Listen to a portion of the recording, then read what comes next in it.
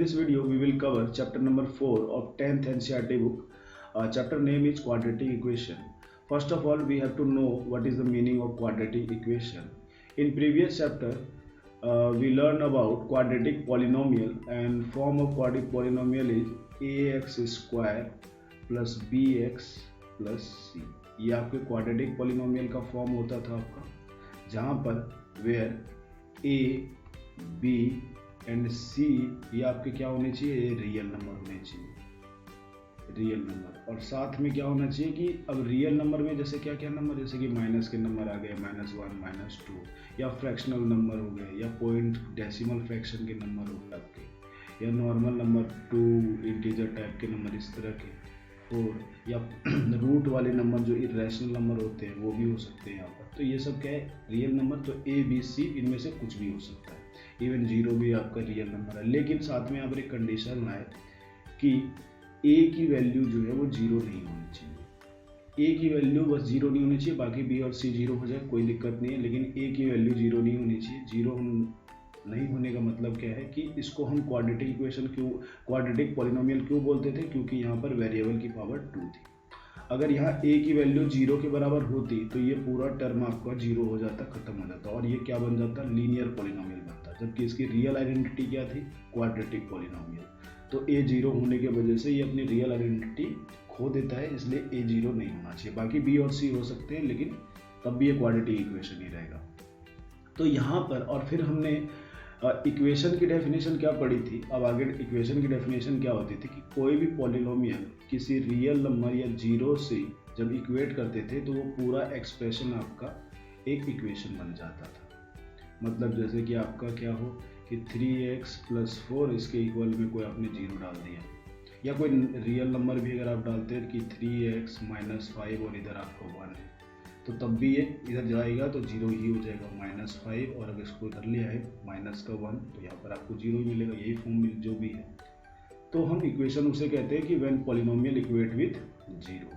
तो यहाँ पर ये क्वाड्रेटिक पॉलिनोमियल था, और इसी क्वाड्रेटिक पॉलिनोमियल को अगर हम 0 से इक्वेट कर देंगे तो ये पूरा एक्सप्रेशन जो है आपका क्वाड्रेटिक इक्वेशन बन जाएगा। तो फाइनली हम क्वाड्रेटिक इक्वेशन की डेफिनेशन को यहाँ समझ सकते हैं कि a quadratic equation in the variable x रहे या कोई भी वेरिएबल हो सकता है, जरूरी नहीं कि हमेशा वेरिएबल x ही रहे। जैसे कि हम अभी ज़्यादातर हम ax square plus bx plus c यानी वेरिएबल के फॉर्म में x लेते हैं, कुछ भी हो सकता है। हो सकता था आपका क्या 2m स्क्वायर होता, -3m होता, +1, तो ये भी आपका क्या क्वाड्रेटिक इक्वेशन ही है आपका, क्योंकि यहाँ पर वेरिएबल m है। तो वेरिएबल कुछ भी हो सकता है। इज एन इक्वेशन, तो एक quadratic equation in the variable x एक इक्वेशन कब होगा, जब वो इस फॉर्म में होगा, ax square plus bx plus c = 0। या ये कह सकते हैं कि quadratic polynomial when equate with 0 it becomes quadratic equations where a b c d are real number, and साथ में ये कंडीशन लगाना 0 है, जरूरी है कि a should not equal to 0, a 0 के बराबर नहीं होना चाहिए, बिकॉज अभी हमने पढ़ा कि अगर a 0 हो गया तो ये अपनी आइडेंटिटी खो देगा, ये क्वाड्रेटिक इक्वेशन रहेगा ही नहीं रहेगा। अब क्वाड्रेटिक इक्वेशन में यहाँ पर ये जो इक्वेशन होता है, इक्वेशन से हम क्या करते हैं, इक्वेशन से हमेशा वेरिएबल की वैल्यू निकाली जाती है, ठीक है। जब तक इक्वेशन बनेगा नहीं तब तक वेरिएबल की वैल्यू नहीं निकलती। जैसे कि यहाँ पर x की वैल्यू या यहाँ पर m की वैल्यू कैसे निकलेगी, इनको सॉल्व करेंगे। तो यहाँ पर इस चैप्टर में हमें क्वाड्रेटिक इक्वेशन जो है उनको सॉल्व करना है। अब सॉल्व करने के लिए हम 3 अलग अलग मेथड पढ़ेंगे। तो फर्स्ट मेथड है, उसे कहते हैं हम लोग क्या, फैक्टराइजेशन मेथड, और फैक्टराइजेशन का मेथड का ही दूसरा नाम है आपका क्या, मिडिल टर्म स्प्लिटिंग मेथड, ठीक है। और फिर नेक्स्ट मेथड हम लोग पढ़ेंगे इसमें कंप्लीटिंग स्क्वायर मेथड। ये क्या होता है हम आगे सीखेंगे, कंप्लीटिंग स्क्वायर मेथड। और थर्ड हम लोग क्या पढ़ेंगे, एक डायरेक्ट फार्मूला अप्लाई करने का फार्मूला हम लोग पढ़ेंगे, डायरेक्ट फार्मूला, वो फार्मूला हम प्रूव भी करेंगे आगे। तो ये 3 मेथड हम लोग सीखने वाले हैं। अब ये 3 मेथड तो सीख लेंगे, लेकिन इसमें क्वेश्चन किस तरह का आएगा। अब क्वेश्चन इसमें 3 तरह का आ सकता है, या तो पहले में आपको इसमें डायरेक्ट क्वेश्चन इस तरह का दे देगा कि 2x² - 5x + 3 = 0, तो इसको अब सॉल्व करें। अब इसको कैसे सॉल्व करें, तो हो सकता है क्वेश्चन में आपको मेंशन किया हुआ रहे कि या तो आप फैक्टराइजेशन मेथड से करें, या कंप्लीटिंग स्क्वायर मेथड से करें, या डायरेक्ट मेथड से करें। अगर क्वेश्चन में अगर आपको ये दिया गया है कि किसी पर्टिकुलर मेथड से ही सॉल्व करना है, तब तो आपको वही यूज करना होगा। और अगर कुछ नहीं लिखा हुआ है, बस आपको वेरिएबल निकालने से मतलब है, तो आपको जो सा आसान लगता है इन तीनों मेथड में वो आप अप्लाई कर सकते हैं। यहाँ पर तो आप देख रहे हैं कि ये जो है डायरेक्ट क्वाड्रेटिक इक्वेशन के फॉर्म में दिया हुआ है ax² plus bx plus c equal to 0। और ध्यान रहे ये जो क्वाड्रेटिक इक्वेशन का जो फॉर्म है, पहले स्क्वायर वाला, फिर x वाला, फिर c वाला, ये स्टैंडर्ड फॉर्म होता है, स्टैंडर्ड फॉर्म होता है। और जो भी हम रूल अप्लाई करते हैं सॉल्व करने के लिए, क्वाड्रेटिक इक्वेशन को इसी स्टैंडर्ड फॉर्म में ही रहना चाहिए। क्या होता अगर ये 2x² जो है, अगर ऐसा होता आपका 2x², ये प्लस का 3 यहाँ पर होता, या माइनस का 5x ऐसे होता, और इक्वल टू 0, तब हम इसको जो भी रूल अप्लाई करते इन तीनों में से वो इस फॉर्म में नहीं लगा सकते थे। हमें इसमें क्या करना होता, पहले इसको स्टैंडर्ड फॉर्म में लाना होता। और स्टैंडर्ड फॉर्म में लाने का मतलब क्या है, पहले हम स्क्वायर वाले को रखेंगे, यानी ax² वाला फॉर्म, फिर उसके बाद x वाला टर्म, और साइन बस सेम रखना है, साइन चेंज नहीं करना है, और प्लस 3 इक्वल टू 0। तो अगर आप इससे इसको कंपेयर करें तो x² के जगह पर x² है, तो a के जगह पर क्या आ रहा है आपको 2 मिल रहा है, जो कि एक रियल नंबर है, सही बात है। और a 0 के बराबर नहीं होना चाहिए, तो a 0 नहीं है। b की वैल्यू कितनी मिल रही है, तो यहाँ पर -5 है। अब सोचो कि यहाँ प्लस है या माइनस है, तो -5 कैसे करें, तो कुछ बच्चों को इस पर कन्फ्यूजन होता है। तो मैं बताता हूँ यहाँ से कि अगर ये 2x² है और इस -5x को हम लोग यहाँ पर प्लस करके -5 इंटू एक्स लिख सकता हूँ मैं इस चीज़ को, कि प्लस माइनस माइनस होगा, यही सेम चीज़ आने वाला है, तो ऐसा लिख सकते हैं। और ये प्लस का 3, तो इससे फ़ायदा क्या हुआ हमको, देखो a के जगह पर ये 2 दिख रहा है साफ साफ, और b के जगह प्लस के जगह पर यहाँ प्लस दिख रहा है, तो b के जगह साफ साफ यहाँ पर क्या दिख रहा है -5, यानी b की वैल्यू कितनी आ गई कंपेयर करने पर -5। और फाइनली c वैल्यू प्लस में, ये भी प्लस में, तो c तो कांस्टेंट टर्म होता है, यानी कांस्टेंट टर्म इसमें 3 है। तो ए बी सी ऐसे करके हम लोग पता करते हैं। जो हम यहाँ बोल रहे थे कि ए जो क्वाड्रेटिक इक्वेशन जो फॉर्म होता है ax² plus bx plus c equal to 0, और ए बी सी जो रियल नंबर होते हैं उनको ऐसे कंपेयर करके निकाला जाता है। पहले स्टैंडर्ड फॉर्म में लाएंगे और फिर इससे हम कंपेयर करके ए बी सी निकालेंगे। ठीक है, तो कुछ क्वेश्चन आपको ऐसे दिया जा सकता है, तो इसको हम लोग किसी भी मेथड से सॉल्व करें, या क्वेश्चन आपको इस तरह का दिया जा सकता है जिसमें कि आपको डायरेक्ट जो है दिख नहीं पाएगा कि ये क्वाड्रेटिक इक्वेशन है कि नहीं है। या ये भी हो सकती है कि अरे भाई यहाँ पर क्यूब है, ये तो क्वाड्रेटिक हो नहीं सकता, तो ये भी गलतफहमी हो सकती है। तो इससे बढ़िया है क्या है, पहले इनको सॉल्व कर लें, खोल लें अच्छे से, और फिर फाइनल सॉल्व करके जो आए तो वहाँ पर जो दिखता है कि क्वाड्रेटिक इक्वेशन है, यानी कि ax² plus bx plus c के फॉर्म में है, तो क्वाड्रेटिक इक्वेशन है, और नहीं होगा तो नहीं कह देंगे।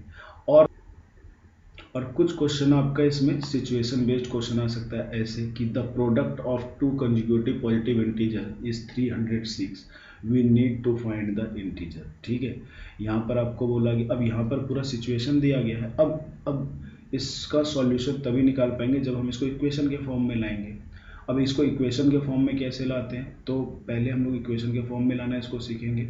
कि जैसे कि आपको दिया हुआ है कि यहाँ पर कि the product of 2 consecutive positive integer is 306। अब इंटीजर की बात हो रही है, तो अगर मैं बोलूँ नंबर लाइन, अगर आपको याद हो, तो जैसे कि यहाँ पर 0, इधर पॉजिटिव इंटीजर आता था आपका 1 2 3 4 एंड सो ऑन, ये इनफाइनाइट टाइम आता ही रहेगा। यहाँ पर कितना -1 -2 -3, और ये भी इनफाइनाइट टाइम आता ही रहेगा। तो यहाँ पर इन्होंने क्या बोला है कि द प्रोडक्ट मतलब कि गुना, कितने नंबर का गुना, 2 कंजिक्यूटिव मतलब कि लगातार कोई 2 पॉजिटिव इंटीजर है। पॉजिटिव इंटीजर है, इसका मतलब क्या है कि हमें इधर से नेगेटिव वाला तो नहीं लेना, ये पहले से ही इन्होंने रोक दिया कि इनको नहीं लेना है। तो जो भी लेना है इधर पॉजिटिव वाले इंटीजर, और ये सब आपके क्या है, आपके पॉजिटिव इंटीजर हैं। अब इनमें क्या बोला है, कैसे positive integer, consecutive positive integer, मतलब कि लगातार, यानी कि अगर 0 है तो 1 है, या 1 है तो 2 है, इन दोनों का गुना, या ये 2 है तो 3 है, इन दोनों का गुना, 3 है तो अगला इसका 4, इन दोनों का प्रोडक्ट। तो यहाँ तो हमें पता नहीं है कि कौन सा पर्टिकुलर ये इंटीजर है, तो हम मान लेते हैं कोई पहला इंटीजर है। लेट फर्स्ट इंटीजर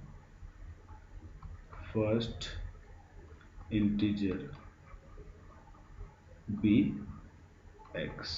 हमें पता नहीं, मान लिया। तो नेक्स्ट क्या होगा, तो सेकेंड इंटीजर एकदम जस्ट बाद वाला इसका इंटीजर क्या होगा, कंजुगेटिव इंटीजर ही लेना है, दो लगातार कोई इंटीजर। अगर मान लीजिए यहाँ x है तो अगला क्या होगा इससे, तो हम यहाँ देख रहे हैं कंजुगेटिव इंटीजर कि 2 है तो 2 से अगला हमेशा क्या होता है, प्लस का 1 होता है, या 3 से अगला है तो प्लस का 1 होता है। अगर यहाँ x होगा तो अगला इससे जस्ट कंजुगेटिव इंटीजर कौन सा होगा, x प्लस 1 होगा। तो इसलिए सेकेंड इंटीजर यहाँ से आपको क्या मिलेगा, x प्लस 1 मिलेगा। ठीक है, देर। और अकॉर्डिंग टू क्वेश्चन क्या कह रहे हैं, इन दोनों का प्रोडक्ट। ठीक है, तो अकॉर्डिंग टू क्वेश्चन, प्रश्न के अनुसार ये बोला जा रहा है हमें कि फर्स्ट इंटीजर और उसके जस्ट बाद वाले इंटीजर का प्रोडक्ट, यानी x और इनटू में x प्लस 1, इन दोनों का, एक नंबर ये है और एक नंबर उसका जस्ट अगला इंटीजर ये है, इनकी वैल्यू कितनी है, 306 है। ठीक है, अब इसको थोड़ा सा आगे सॉल्व करें हम लोग, तो x इंटू एक्स आपका यहाँ पर एक्स स्क्वायर आ जाता है और यहाँ पर ये प्लस एक्स हो गया। ठीक है, और अगर ये इधर आ जाता है तो -306 आ जाता है और इधर क्या बन गया, 0। तो फाइनली ये आपका क्वाड्रेटिक इक्वेशन के फॉर्म में आ गया, जो कि ax स्क्वायर प्लस bx और प्लस c के फॉर्म में है, प्लस के फॉर्म में। जैसे कि आप देख सकते हैं यहाँ पर कि एक्स स्क्वायर है तो आगे यहाँ कुछ नहीं है, तो हम जानते हैं कॉफिशिएंट में कुछ नहीं होता है तो 1 होता है, तो एक्स स्क्वायर को हम लोग 1 इंटू एक्स स्क्वायर लिख सकते हैं। फिर प्लस का एक्स के साथ यहाँ कुछ नहीं है तो समझे कि क्या है, बी की जगह पर 1 है तो इसको 1x लिख सकते हैं। अब प्लस एक कॉन्स्टेंट टर्म यहाँ पर -306 है तो इसको हम लोग लिख सकते हैं प्लस का -306। बस ये ABC पहचानने के लिए मैं कह रहा हूँ कि कैसे होता है। तो फाइनली अब देखिए आपका क्वाड्रेटिक इक्वेशन आ गया, जैसे कि इस तरह का इक्वेशन आ गया इस फॉर्म में। और इसको सॉल्व करने का जो हमने 3 मेथड किया कि एक तो क्या है फैक्टराइजेशन मेथड, दूसरा जो है कंप्लीटिंग स्क्वायर मेथड, और थर्ड क्या है डायरेक्ट फॉर्मूला अप्लाई करके सीखेंगे। तो हम अभी तो फिलहाल हमने क्या सीखा कि किसी भी सिचुएशन को कैसे हमको एक इक्वेशन के फॉर्म में लाना। अब ये जरूरी नहीं है कि कोई भी सिचुएशन को जब लाएंगे तो हमेशा वो क्वाड्रेटिक इक्वेशन के फॉर्म में आएगा। ये तो क्वाड्रेटिक इक्वेशन का चैप्टर है इसलिए ऐसा आ रहा है, बाकी आप एग्जाम में या कहीं पर हो तो वहाँ पर लीनियर का फॉर्म बन सकता है, क्वाड्रेटिक का बन सकता है, क्यूबिक का भी बन सकता है, तो वो डिपेंड करता है कि किस तरह का सिचुएशन दिया हुआ है। तो अब हम आगे इन क्वेश्चंस को, इन इस टाइप के क्वाड्रेटिक इक्वेशन को सॉल्व करना सीखेंगे और सब सॉल्यूशन निकालना सीखेंगे। और फर्स्ट मेथड अप्लाई करेंगे क्या, बाय फैक्टराइजेशन मेथड और मिडिल टर्म स्प्लिटिंग मेथड, दोनों एक ही को कहते हैं। तो सबसे पहले तो क्वाड्रेटिक इक्वेशन का जो आपका जनरल फॉर्म होता है, क्वाड्रेटिक इक्वेशन का आपका जनरल फॉर्म जो होता है वो होता है ax स्क्वायर प्लस bx और प्लस का c, ये फॉर्म होता है और इक्वल टू 0। और साथ में कंडीशन दिया हुआ रहता है कि a b और c जो है आपके कैसे नंबर हैं, बिलोंग्स टू रियल नंबर, ये रियल नंबर है। और साथ में कंडीशन क्या होना चाहिए कि a should not equal to 0। ठीक है, तो अब यहाँ से जब, तो हम करते क्या है मिडिल टर्म स्प्लिटिंग मेथड में, सबसे पहला काम तो होगा कि हमको जो भी इक्वेशन दिया हुआ है उसको स्टैंडर्ड फॉर्म में लाना है कि एक्स स्क्वायर वाला पहले, फिर उसके बाद एक्स का, फिर कांस्टेंट। फिर हम उसके बाद क्या करते हैं, हम ये जो फर्स्ट टर्म, ये वाला जो टर्म है इसको और ये लास्ट टर्म वाले को मल्टीप्लाई कर देते हैं। और ये रफ में करेंगे कि हमने क्या किया, ए एक्स स्क्वायर को मल्टीप्लाई कर दिया सी से, तो आपको मिलता है क्या, ए सी एक्स स्क्वायर, जो भी नंबर आएगा। अब जो भी यहाँ पर गुना करने के बाद आया है उसके बाद आपको मन में कोई 2 नंबर ऐसा सोचना है। ठीक है, 2 नंबर कोई ऐसा सोचना है जिनको, इन दोनों को गुना करने पर ये आए और जोड़ने और या कोई माइनस करने पर जो भी हो सकता है वो क्या है, नीचे वाला bx आए। तो ऐसा नंबर हमें सोचना पड़ता है। हम लोग एग्जाम्पल नंबर हमने 4 लिया है एनसीईआरटी का, तो इसमें हमें बोला जा रहा है कि find the roots of the quadratic equation 6x square minus x minus 2 equal to 0। तो हमें रूट निकालना, रूट का मतलब है कि जो वेरिएबल की वैल्यू है उसकी वैल्यू निकालनी है। जैसे कि हम लोग पॉलिनोमियल में रूट्स निकालते थे, किसी पॉलिनोमियल को 0 को इक्वेट कर देते थे तो वहाँ पर भी 0 से इक्वेट कर देते तो मतलब वो क्या इक्वेशन ही बन जाता था। और फिलहाल यहाँ पर क्वाड्रेटिक पॉलिनोमियल 0 के बराबर है तो ये क्वाड्रेटिक इक्वेशन है। तो इसको हम लोग मिडिल टर्म स्प्लिटिंग मेथड से सॉल्व करना सीखेंगे। तो सबसे पहले क्या सॉल्यूशन, हमें इक्वेशन दिया हुआ है क्या, 6x square minus 6 and minus का 2 दिया हुआ है इक्वल टू जीरो दिया हुआ है। तो हमने क्या बोला कि ये जो एक्स स्क्वायर वाला टर्म है और ये कांस्टेंट टर्म है, इनको मल्टीप्लाई कर दो। तो यहाँ पर 6x² को मल्टीप्लाई किया आपने किससे, -2 है यहाँ पर, तो यहाँ प्लस माइनस माइनस, और ये 12x² हो जाएगा माइनस का। तो अब माइनस का 12x² जो आया, अब यहाँ पर आपको दिमाग में ये रखना है, अभी x² को भूल जाइए, अभी बाद में x लगा देंगे, फिलहाल सोचिए कि -12 है। तो आपको कोई दो नंबर ऐसा लेना है जिनको मल्टीप्लाई करने पर, गुना करने पर आपको -12 मिले, और उन दोनों नंबर को प्लस या माइनस जो भी हो वो करके कितना आना चाहिए, ये जो बीच वाला जो जितना टर्म है उसके बराबर आना चाहिए, यानी -x के बराबर आना चाहिए। तो अब आपको ये सोचना है तो ये कैसे पता चलेगा, तो अगर ये छोटी संख्या है तो आपको तुरंत पता चल जाएगी, बाकी अगर बड़ी संख्या है तो क्या करना, जो भी नंबर है उसका प्राइम फैक्टराइजेशन कीजिए आप। तो यहाँ पर 2 6, तो यहाँ पर देखिए 2 और 6 को मल्टीप्लाई करेंगे तो ये 12 ही आएगा, और हमको 12 ही लाना है मल्टीप्लाई करके। लेकिन जोड़ने घटाने पर हमें कितना चाहिए, 1, यहाँ कुछ नहीं है नंबर तो 1x है, तो लेकिन 6 और 2 को ऐड करेंगे तो 8 मिलेगा, और माइनस करेंगे तो 4 मिलेगा, 1 तो कहीं से नहीं मिल रहा। तो और आगे इसको हम लोग फैक्टराइज करेंगे, 2 से कर देंगे और ये 3 टाइम होगा। तो यहाँ पर देखिए, यहाँ पर 2 2 4 हो गया और यहाँ 3 हो गया, तो 4 3 जा 12 तो होगा ही होगा, 4 3 जा 12 होगा। लेकिन यहाँ पर कैसा साइन चाहिए, माइनस का 12 चाहिए हमको मल्टीप्लाई करके, तो इसका मतलब माइनस का चाहिए, तो यानी किसी एक के पास जो है प्लस होगा और किसी एक के पास माइनस होगा। लेकिन अब किसके पास प्लस होगा और किसके पास माइनस होगा, क्योंकि दोनों के साथ सेम साइन तो हो नहीं सकता। सेम होगा तो क्या होगा, तब भी मल्टीप्लाई होने के बाद दोनों माइनस माइनस प्लस हो जाएगा, या प्लस प्लस भी होगा तो मल्टीप्लाई के बाद प्लस ही रहेगा, जबकि वो मल्टीप्लाई माइनस में चाहिए। तो यहाँ से तभी पॉसिबल है जब या तो 4 के पास माइनस हो या 3 के पास माइनस हो। तो अब ये कैसे डिसाइड करेंगे कि किसके पास माइनस है किसके पास प्लस है, तो ये बताता है ये बीच वाला टर्म जिसको हमको तोड़ना है, जिसके बदले हमको मिडिल टर्म यही है, इसी को स्प्लिट करना है, तोड़ना है। तो हमें -x आना चाहिए, यानी एक x आना चाहिए। फिलहाल जो दो नंबर मिला है उसमें x लगा दीजिए आप, अब x है। अब देखिए दोनों को मल्टीप्लाई करके क्या 12 और x² आएगा, लेकिन हमको माइनस का चाहिए तो माइनस किसके आएगा रहेगा। तो यहाँ पर क्या हुआ, यहाँ देख रहे हैं कि 1x है, तो ऑब्वियस सा मतलब है कि इन दोनों को घटा करके ये चीज़ आया होगा। हमने बोला था ना कि दो नंबर ऐसा लेना है जिनको गुना करने में वही आना चाहिए जो इसको और इसको गुना करके आया, और जोड़ने घटाने में कौन सा नंबर आना चाहिए, बीच वाला पर। तो यहाँ पर देख रहे हैं घटाने पर ही पॉसिबल है इसमें, तभी एक x बचेगा, 4x में 3x घटा देंगे, लेकिन हमको यहाँ पर -x मिला है। तो यानी रिजल्ट माइनस का है, इसका मतलब क्या है, जो बड़ी संख्या होंगी उसके आगे माइनस रहा होगा और इसके आगे प्लस रहा होगा। तो प्लस माइनस माइनस, 4x में 3x गया -x, ये दिख रहा है। और फिर क्या, -4x को अगर आप 3x से मल्टीप्लाई करें तो माइनस का 12x² आ जाएगा, यानी हमको नंबर मिल चुका है। तो अब क्या करना है, जो फर्स्ट टर्म है x² वाला, इसको एज इट इज लिखना है, बस -x के बदले लिखना है जो आपने नंबर लिया है।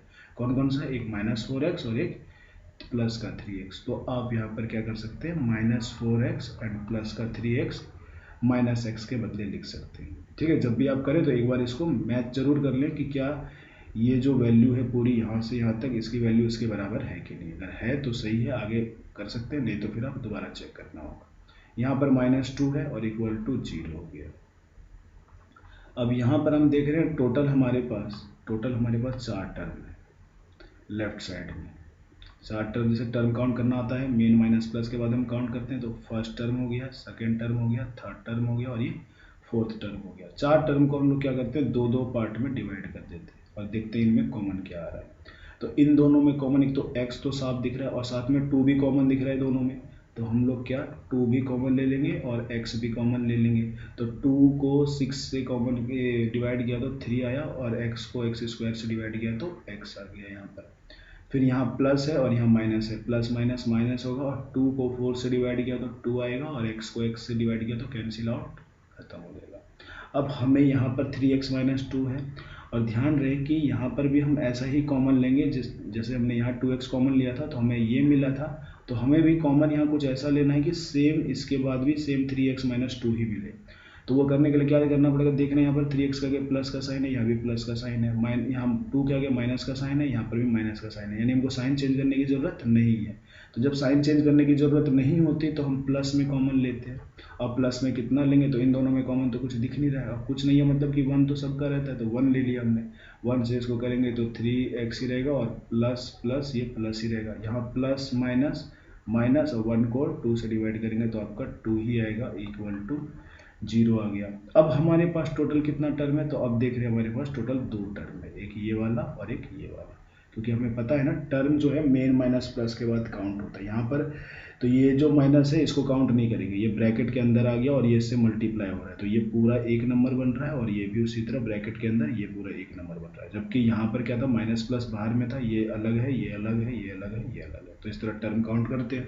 तो यहाँ पर देख रहे हैं अब हमारे पास दो टर्म है और दो टर्म में कॉमन क्या है, 3x minus two, 3x minus two आ रहा है। तो यहाँ से हम 3x माइनस टू को कॉमन ले लेते हैं, और कॉमन लेने से क्या होता है कि अगर मैं इस चीज़ को इस टर्म से डिवाइड करूँगा तो 3x minus two, 3x minus to cut जाएगा, बचेगा यहाँ पर क्या, प्लस का 2x।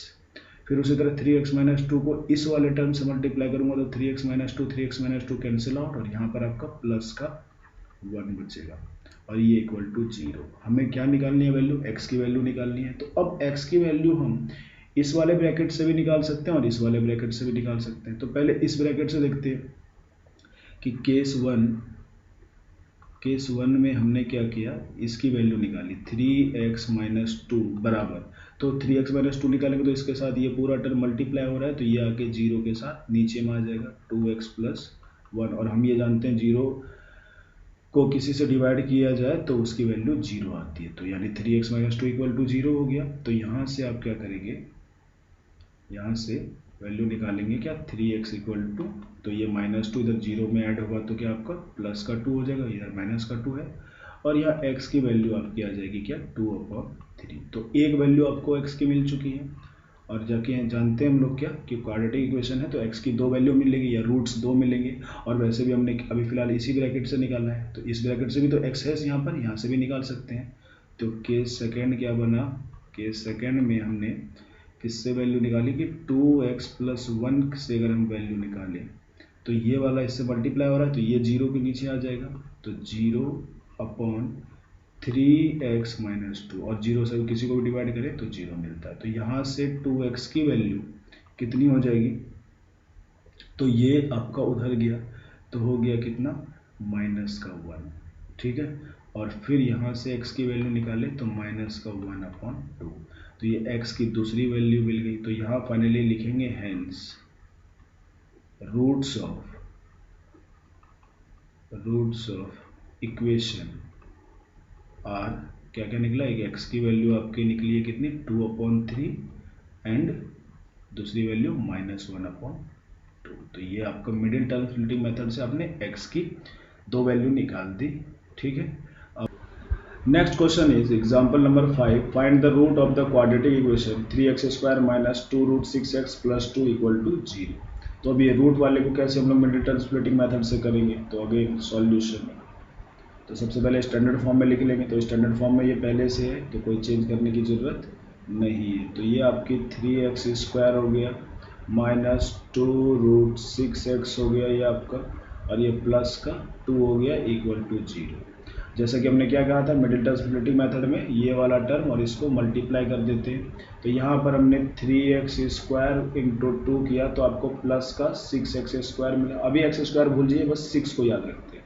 तो अब हमें दो नंबर ऐसा चाहिए कि जिनको गुना करने पर यही 6 आए, और साथ में ये दोनों नंबर ऐसे होने चाहिए जिनको प्लस और माइनस करने के बाद आपको ये मिडिल टर्म वाला हिस्सा मिलना चाहिए, यानी कि माइनस का 2√6। एक्स भी बाद में कर लेंगे हम लोग, फिलहाल इतना नंबर याद रखते हैं हम लोग, एक्स तो बाद में लगा देंगे इन दोनों नंबर में अलग अलग से एक्स ऐसे। तो अब यार यहाँ पर हम लोग देखना है क्या कि कैसे होगा। तो अब जैसे कि रूट की वाली बात हो ना, तो सबसे पहले तो हमें 6 लाना, तो अब ये दिमाग में तुरंत आ जाएगा कि √6 इंटू √6 आपको 6 मिलता है। जैसे कि √x इंटू √x आपका x होता है, तो उसी तरह √6 इंटू √6 6 होता है, यानी इन दोनों गुना करने पर तो 6 तो आ रहा है हमारा। अब लेकिन हमें क्या चाहिए कि जोड़ने या घटाने पर माइनस का 2√6 चाहिए यहाँ पर। तो ये कैसे आएगा, तो सबसे पहले रूट के बारे में क्या प्रॉपर्टी होती है कि मान लीजिए आपके पास 2√3 है और यहाँ पर आपके पास 5√3 है, तो यहाँ पर ये ऐड हो जाएगा क्योंकि ये 2√3 है और ये 5√3 है, √3 दोनों में है, तो ऐड होकर के ये आपका 7√3 हो जाएगा। या यही चीज़ अगर माइनस होता कि मान लीजिए 4√3 है और माइनस का 7√3 होता, तो प्लस माइनस माइनस वही सेम होता, -3√3 आता। तो मतलब यहाँ ये पता चलता है कि प्लस और माइनस रूट वाले टर्म में तभी पॉसिबल हो पाता है कि जब ये आसानी से कि जब दोनों में सेम रूट वाला हो। जैसे रूट थ्री दोनों में था, यहाँ पर रूट थ्री, जरूरी नहीं कि सिर्फ रूट थ्री हो, मान लीजिए यहाँ पर रूट अगर 7 भी होता, रूट 7 होता तो यहाँ पर क्या रूट 7 हो जाता है। तो रूट्स क्या होने चाहिए 7 होने, सॉरी इक्वल होने चाहिए। लेकिन क्या हो अगर मान लीजिए 2√3 है प्लस 2√2 है, तो क्या ये ऐड नहीं होगा? हो सकता है जब इसको पॉइंट में लाया जाए, लेकिन इतनी आसानी से जैसे इनको किया हमने, इतनी आसानी से देख करके नहीं होगा। तो यहाँ से हमें ये पता चलता है कि जो भी अगर मान लीजिए ऐड करके हमको ये रिजल्ट मिला है 7√3 कि 2 नंबर को ऐड करके ये मिला है, तो इसका मतलब क्या है कि √3 अगर यहाँ ऐड वाले रिजल्ट में है तो दोनों नंबर के पास √3 रहा होगा। या यहाँ पर 4√7 7√7 को माइनस करके -3√7 निकला है, तो यानी ये नेगेटिव का रिजल्ट है। तो नेगेटिव का रिजल्ट में -√7 आ रहा है, इसका मतलब जिन नंबरों को सब्ट्रैक्ट किया गया था उसमें भी दोनों में √7 रहा होगा। तो यहाँ पर भी सेम उसी तरह देखें कि यहाँ पर हमको जोड़ने या घटाने पे माइनस का 2√6 चाहिए होगा, तो यानी जिन दो नंबर को गुना करने जोड़ने या घटाने पाएगा, तो यहाँ पर इसमें भी √6 रहा होगा और इसमें भी √6 रहा होगा, तभी ना जोड़ने या घटाने पे यहाँ अब इसमें कितना चाहिए -2 चाहिए। तो यहाँ पर साफ तौर पे दिख रहा है यार कि -√6 और -√6 को करें तो यहाँ पर -1 और यहाँ पर कुछ नहीं है तो -1, तो कितना हो गया -2√6। एक हम लिखते नहीं है, और इन दोनों को अगर मल्टीप्लाई भी करें √6 इंटू -√6 तो माइनस माइनस प्लस और √6 इंटू √6 6 हो जाएगा। रही बात x² की, तो जो दो नंबर हमने चुना है कौन सा चुना है, दोनों -√6 ही है, तो दोनों में माइनस माइनस था, यहाँ भी x लगा देंगे, यहाँ पर भी x लगा देंगे, तो यानी दो नंबर हमको मिल चुका है, दोनों ही -√6x है। तो यहाँ पर आगे हम लोग क्या करेंगे कि ये जो 3x² है इसको एज इट इज़ रख देंगे, और इसके बदले हम लोग क्या लिख सकते हैं √6x और माइनस का √6x, तभी ये -2√6 के इक्वल होगा। और फिर कांस्टेंट टर्म को भी एज इट इज़ लिख देते हैं =0। अब यहाँ पर देख रहे हैं टोटल कितने टर्म बन गए आपके पास, 4 टर्म है, मेन माइनस प्लस के बाद वाला टर्म काउंट होता है, तो 4 टर्म है, तो इनको हम क्या 2-2 टर्म में ये डिवाइड कर देंगे। तो इन दोनों टर्म में अब कॉमन क्या दिख रहा है, तो कॉमन अगर यहाँ डायरेक्ट अगर आपको दिखने में परेशानी होती है तो आप ये सोच सकते हैं कि भाई यहाँ 3 है यहाँ 6 है, लेकिन ये रूट में है, तो अब ये 3 को हम लोग क्या लिख सकते हैं √3 इंटू √3 लिख सकते हैं, और ये जो √6 है तो √6 के बदले आप लोग √3 इंटू 2 लिख सकते हैं, और ये अगर रूट दोनों पर है तो आप इसे ऐसे भी लिख सकते हैं। तो इसका मतलब क्या है √6 के अंदर क्या है, किससे मिलके बना हुआ है √6, √2 इंटू √3 से। तो अब देखिए कि अब कॉमन दिख रहा है क्या, दोनों टर्म में कॉमन हमको कितना दिख रहा है, x तो कॉमन है ही, साथ में √3 भी कॉमन है, तो हम क्या √3 और x कॉमन ले लेंगे, और यहाँ से आपको √3 से √3 इससे डिवाइड कर रहे हैं, मतलब क्या इन्हीं से डिवाइड कर रहे हैं, तो √3 से √3 कैंसिल आउट हुआ, तो एक √3 3 में से बचेगा।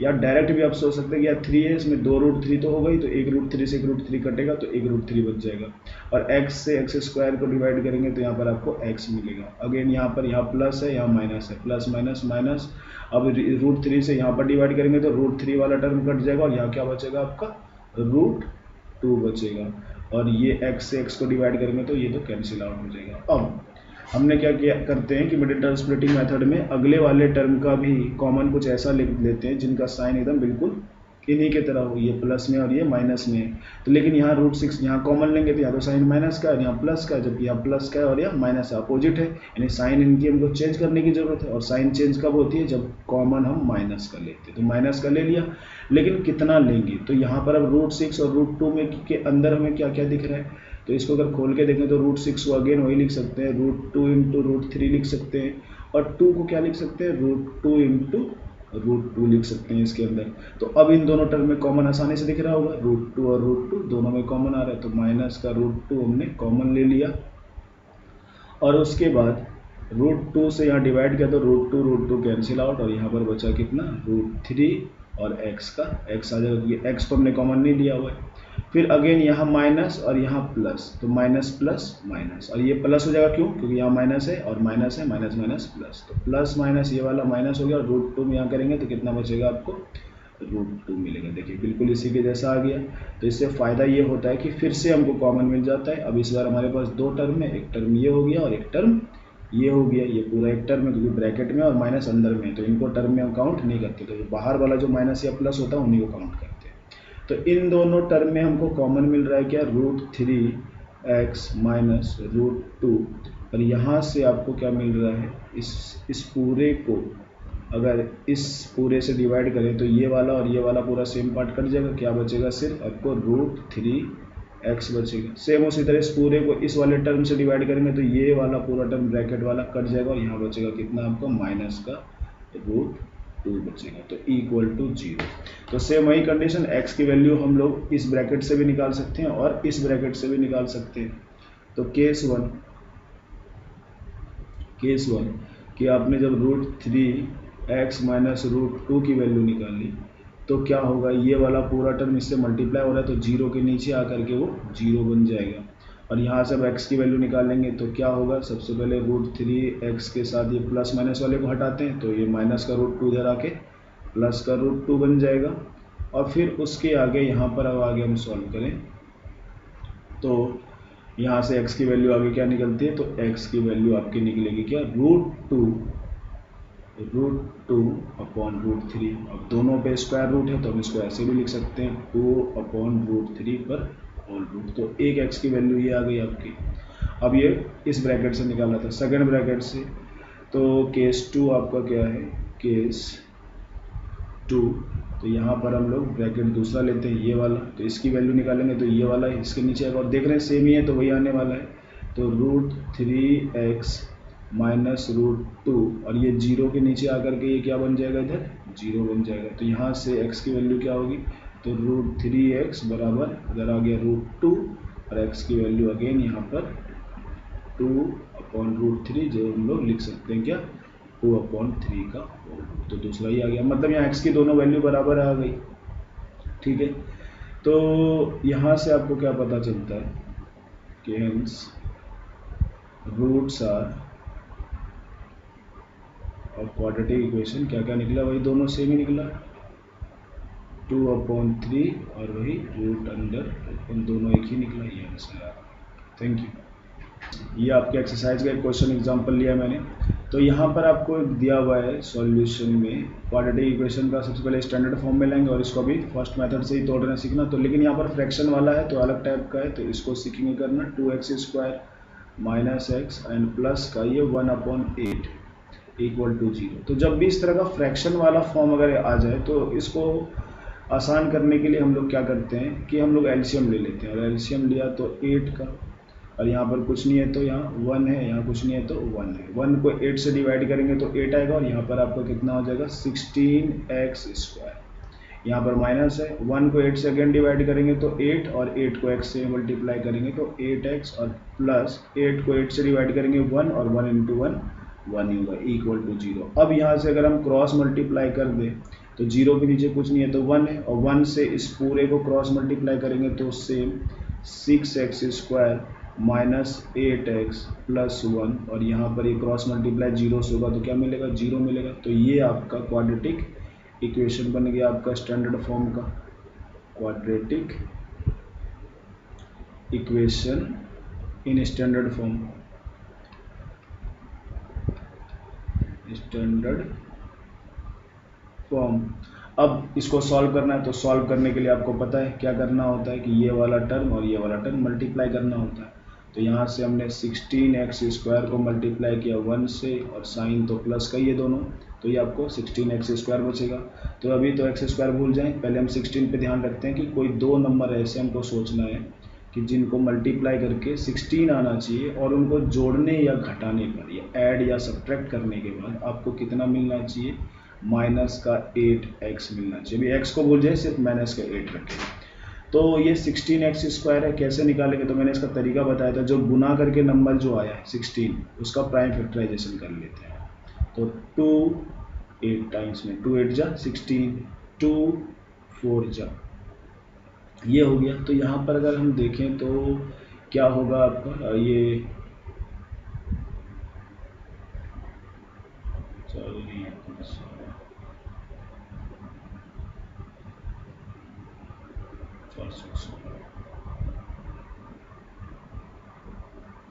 तो यहाँ पर हम क्या देख रहे हैं कि 2 इंटू 2 और ये 4 यानी 4 and 4 इनको मल्टीप्लाई करके 16 आ रहा है। और ये दोनों नंबर क्यों ले रहे हैं, क्योंकि हम देख रहे हैं कि इन दोनों को अगर हम ऐड कर दें तो कितना हो जाएगा, 8 हो जाएगा। लेकिन यहाँ ऐड करके हमको माइनस में चाहिए, तो इसका मतलब क्या है कि -4 दोनों में रहेगा, तभी ये माइनस का 8 मिलेगा। और -4 को -4 से मल्टीप्लाई भी करेंगे तो ये प्लस का 16 आएगा, और हमारे को मल्टीप्लाई करके प्लस का 16 चाहिए था, यानी 2 नंबर मिल गया। बस अब आगे यहाँ x लगा दीजिए, तो दोनों को मल्टीप्लाई करेंगे तो 16x² होगा।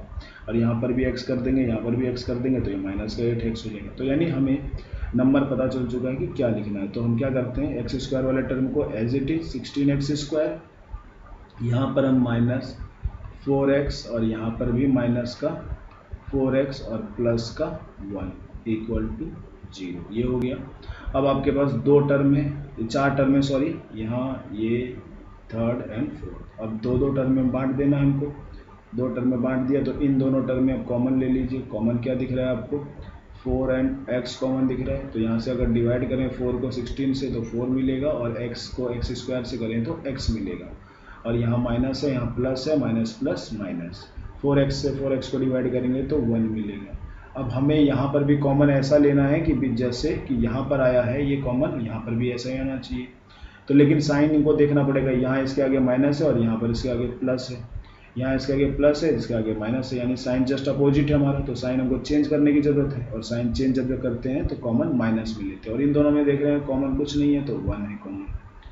तो यहाँ माइनस माइनस प्लस हो जाएगा, और 1 को 4x से डिवाइड करेंगे तो 4x से मिलेगा। माइनस प्लस माइनस, और 1 को 1 से डिवाइड करेंगे तो 1 मिलेगा बराबर 0। तो यहाँ से अब आपके पास 2 टर्म है, एक ये और एक ये, और इन दोनों टर्म में कॉमन क्या दिख रहा है आपके पास, 4x - 1। तो इस पूरे को इस टर्म से डिवाइड करेंगे तो 4x - 1, 4x - 1 कैंसिल आउट, और यहाँ पर आपको बचेगा क्या, 4x। सेम उसी तरह कि अब इस पूरे वाले को कॉमन को इस वाले टर्म से डिवाइड करेंगे तो 4x - 1 अगेन 4x - से कैंसिल हो जाएगा, और यहाँ बचेगा आपको कितना, -1। तो आप क्या देख रहे हैं, दोनों सेम मिल गया जैसे पहले मिला था हमको। तो यहाँ से वही केस 1 और केस 2 करके तो आप निकाल सकते हैं। यहाँ पर एक और मेथड बता सकता हूँ मैं कि अब इसको ऐसे भी कर सकते हैं कि यहाँ देख रहे हैं दोनों चीज़ सेम है, यहाँ मल्टीप्लाई हो रहे हैं। तो यहाँ से हम लोग ऐसा लिख सकते हैं कि 4x - 1 का होल स्क्वायर लिख सकते हैं। जैसा कि हम जानते हैं कि x इंटू एक्स रहे तो x² होता है, 2 इंटू 2 रहे तो 2 का स्क्वायर होता है। तो सेम चीज़ यहाँ पर 4x - 1 इंटू 4x - 1 था, तो 4x - 1 का होल स्क्वायर बराबर 0 कर सकते हैं। अब यहाँ से हमको x की वैल्यू निकालनी है तो पहले स्क्वायर हटाना पड़ेगा, तो 4x - 1 और 0 पे स्क्वायर रूट आएगा। तो हमें पता है स्क्वायर के जो स्क्वायर रूट से अंदर जो वैल्यू निकलती है वो प्लस और माइनस दोनों में निकलती है। लेकिन 0 के अगर आगे ये प्लस माइनस रहता तो कोई फ़र्क तो पड़ता नहीं है, कोई फ़र्क तो पड़ता नहीं है। तो हम यहाँ से क्या करेंगे, अगर केस 1 बना करके 4x - 1 और मान लेते हैं बस ऐसा कि, लेकिन हमको ये पता है कि 0 का आगे पॉजिटिव रहे या नेगेटिव कोई फ़र्क नहीं पड़ता, 0 0 ही रहता है। तो यानी 0 रह गया, एक में प्लस का लिया, तो यहाँ से x की वैल्यू क्या निकल जाएगी आपकी, 4x, और ये 1 जो इधर प्लस हो जाएगा, और यहाँ से x की वैल्यू 1/4।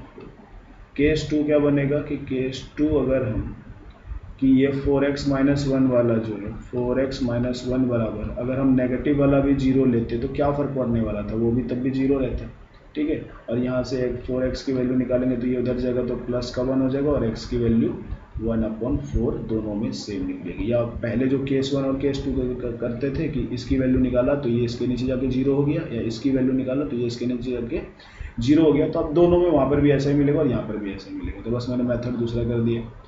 तो यहाँ से hence,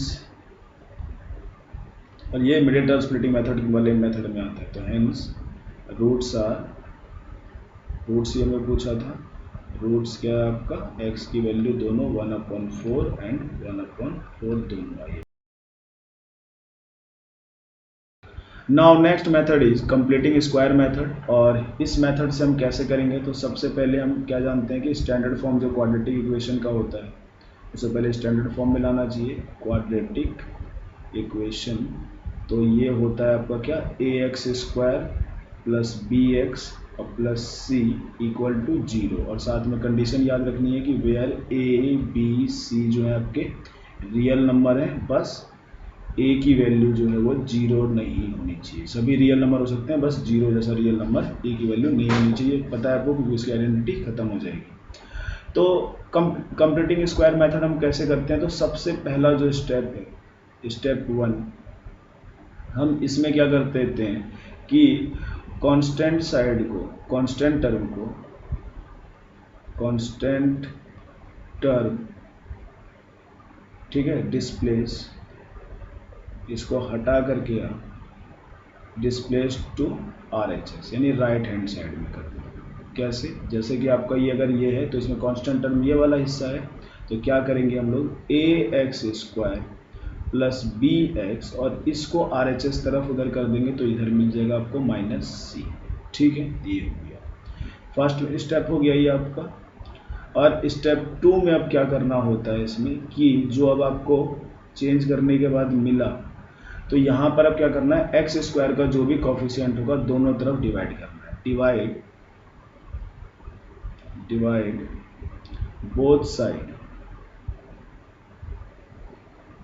bye coefficient of x², coefficient of x²। मतलब कैसे कि ax² प्लस bx, इस पूरे टर्म को इधर LHS वाले पूरे टर्म को a से डिवाइड कर देना है, और इक्वेशन में -c/a इसको भी डिवाइड कर देना है। और पता है ऐसा करने से इक्वेशन को कोई फर्क नहीं पड़ता, अभी भी इसकी वैल्यू इसी की जितनी है। हाँ, लेकिन इससे करने से फ़ायदा क्या होता है हमें कि अब हम जान रहे हैं कि पूरे के नीचे a है, तो यानी इसके नीचे भी है और ये इसके नीचे भी है, तो ax² के नीचे भी a है और यहाँ पर bx के नीचे भी a है, और ये तो अकेला टर्म है यहाँ पर -c/a। तो यहाँ पर वैल्यू आपको कितनी मिल जाएगी, x², और यहाँ पर तो आपको कितनी मिलेगी, b/a, x मिल रहा है, और ये आपका इधर -c/a हो गया। अब इसके आगे क्या करेंगे हम लोग, इसके आगे ये चीज़ हो गया। अब क्या करेंगे, एडिंग बोथ साइड, इसको हटा देते हैं, एडिंग। अब तीसरे स्टेप में हमको ऐड करना है, ये स्टेप 3 है, step 3, adding both side by. अब किससे ऐड करना है, तो ये जो बीच वाला जो आप टर्म देखते हैं ना, ये x वाला जो यहाँ पर बचा हुआ है, तो सबसे पहले तो इसको हाफ कर देना है, यानी x के कॉफिशिएंट को हाफ कर देना है। तो b/a का हाफ कितना होता है, 1/2, और हाफ करके इसका जो पूरा होल स्क्वायर होगा वो हम LHS तरफ भी ऐड कर देंगे और RHS तरफ भी ऐड कर देंगे। तो वो किस तरह से ऐड होगा, तो यहाँ पर हम देखते हैं। तो यहाँ से आपका ये हो जाएगा क्या, तो ये तो x² यहाँ पर रहा, ठीक है, फिर प्लस का ये आपका क्या हुआ, b/a, और यहाँ x हुआ, और इसमें क्या ऐड कर रहे हैं हम लोग, ये पूरा टर्म ऐड कर रहे हैं, तो यहाँ b/1 b हो गया, और अपॉन में 2 × 2a का होल स्क्वायर ऐड कर रहे हैं। मतलब कि यही जो है ना x का कॉफिशिएंट b/a, इसी के हाफ के स्क्वायर को ऐड किया।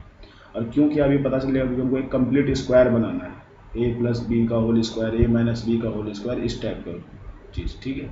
और यहाँ पर क्या हो जाएगा, इधर भी ऐड करेंगे, तो -c/a था, तो इसके साथ हमने क्या कर दिया, यही चीज़ ऐड किया है दोनों तरफ। इक्वेशन का रूल है, ताकि इक्वेशन को कोई फर्क ना पड़े, तो ये हमने ऐड कर दिया। अब यहाँ से हम क्या देख रहे हैं कि जैसे कि हमारे पास एक फॉर्मूला होता है कि a² + b² + 2ab = a + b का होल स्क्वायर, या कहीं कहीं इसको ऐसे भी लिखा मिला होता है आपको कि a + b का होल स्क्वायर = a² + 2ab और प्लस b²। तो मतलब तो दोनों एक ही है। तो यहाँ पर हम देख रहे हैं कि यार a² वाला टर्म दिख रहा है, दूसरा b का होल स्क्वायर वाला टर्म दिख रहा है, लेकिन 2ab नहीं दिख रहा है। इसको अगर मैं 2ab के फॉर्म में लिख दूं तो इस पूरे एक्सप्रेशन को मैं इस तरह होल स्क्वायर के फॉर्म में ला सकता हूं, और ये बन जाएगा क्या, कंप्लीट स्क्वायर। ये क्या एक तरह का कंप्लीट स्क्वायर है।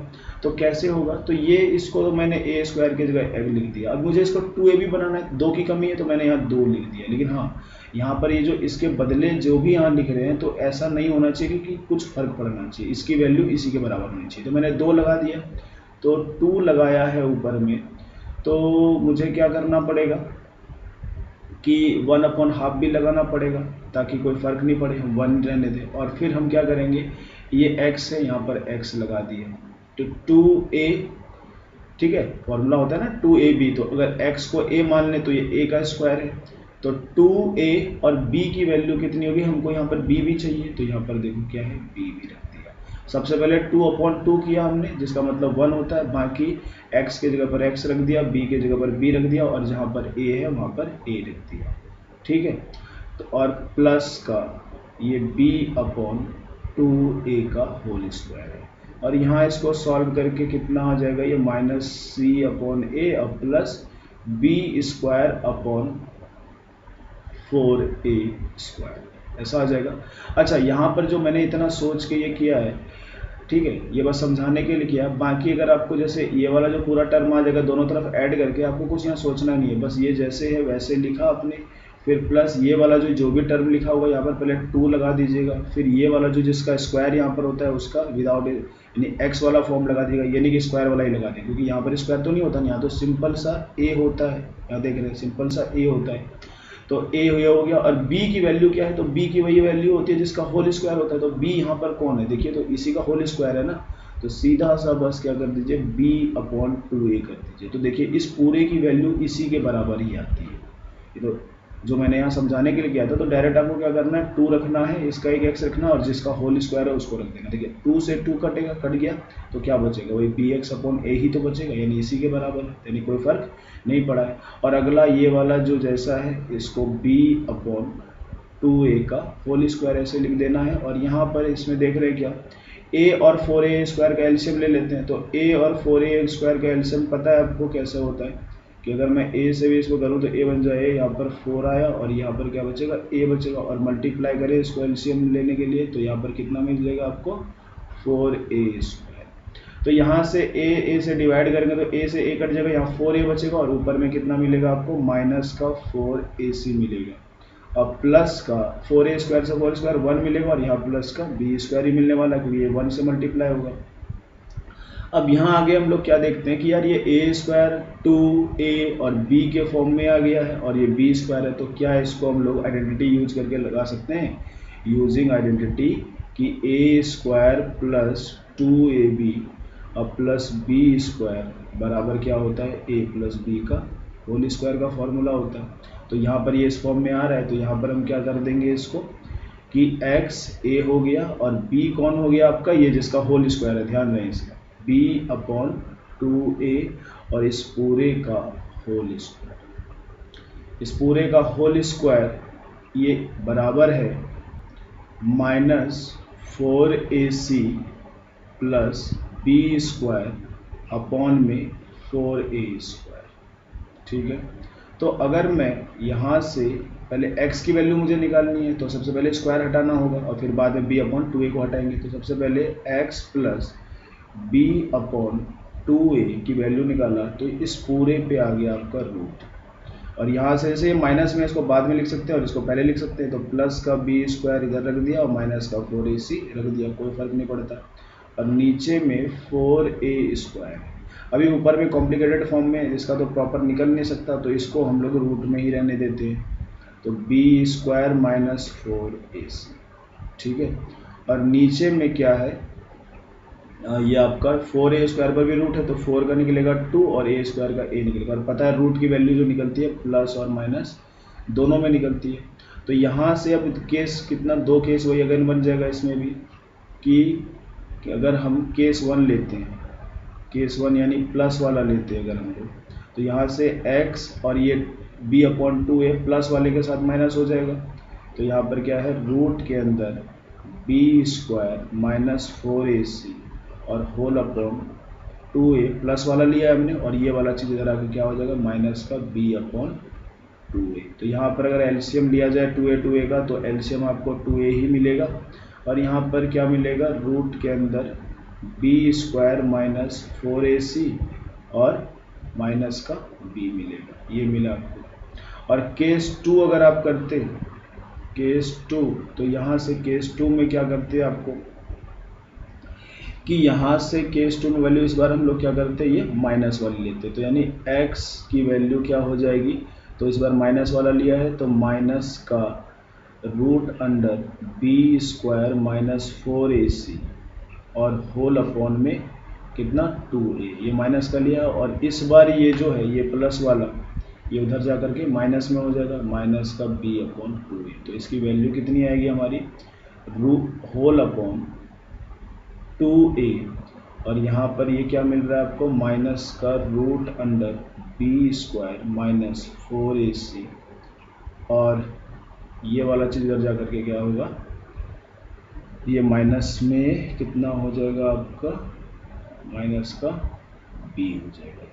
ठीक है, तो ये जो दो फार्मूला जो बना है, एक तो प्रूफ कंप्लीट, देखिए यहाँ पर जो हमने सीखा है ना कंप्लीटिंग स्क्वायर मेथड, तो कंप्लीटिंग स्क्वायर मेथड तो आपने यहाँ से सीख लिया कैसे होल स्क्वायर में जहाँ तक लाना है, यहाँ तक ये मेथड यहाँ तक हो गया खत्म।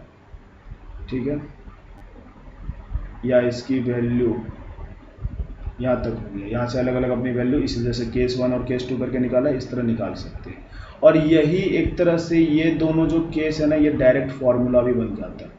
तीसरे मेथड में यही चीज़ क्या होता है आपका डायरेक्ट फार्मूला बन जाता है। पहले इसको नोट कर लें फिर हम लोग इस पर बात करते हैं। थर्ड मेथड हमें ये पता चला कि x प्लस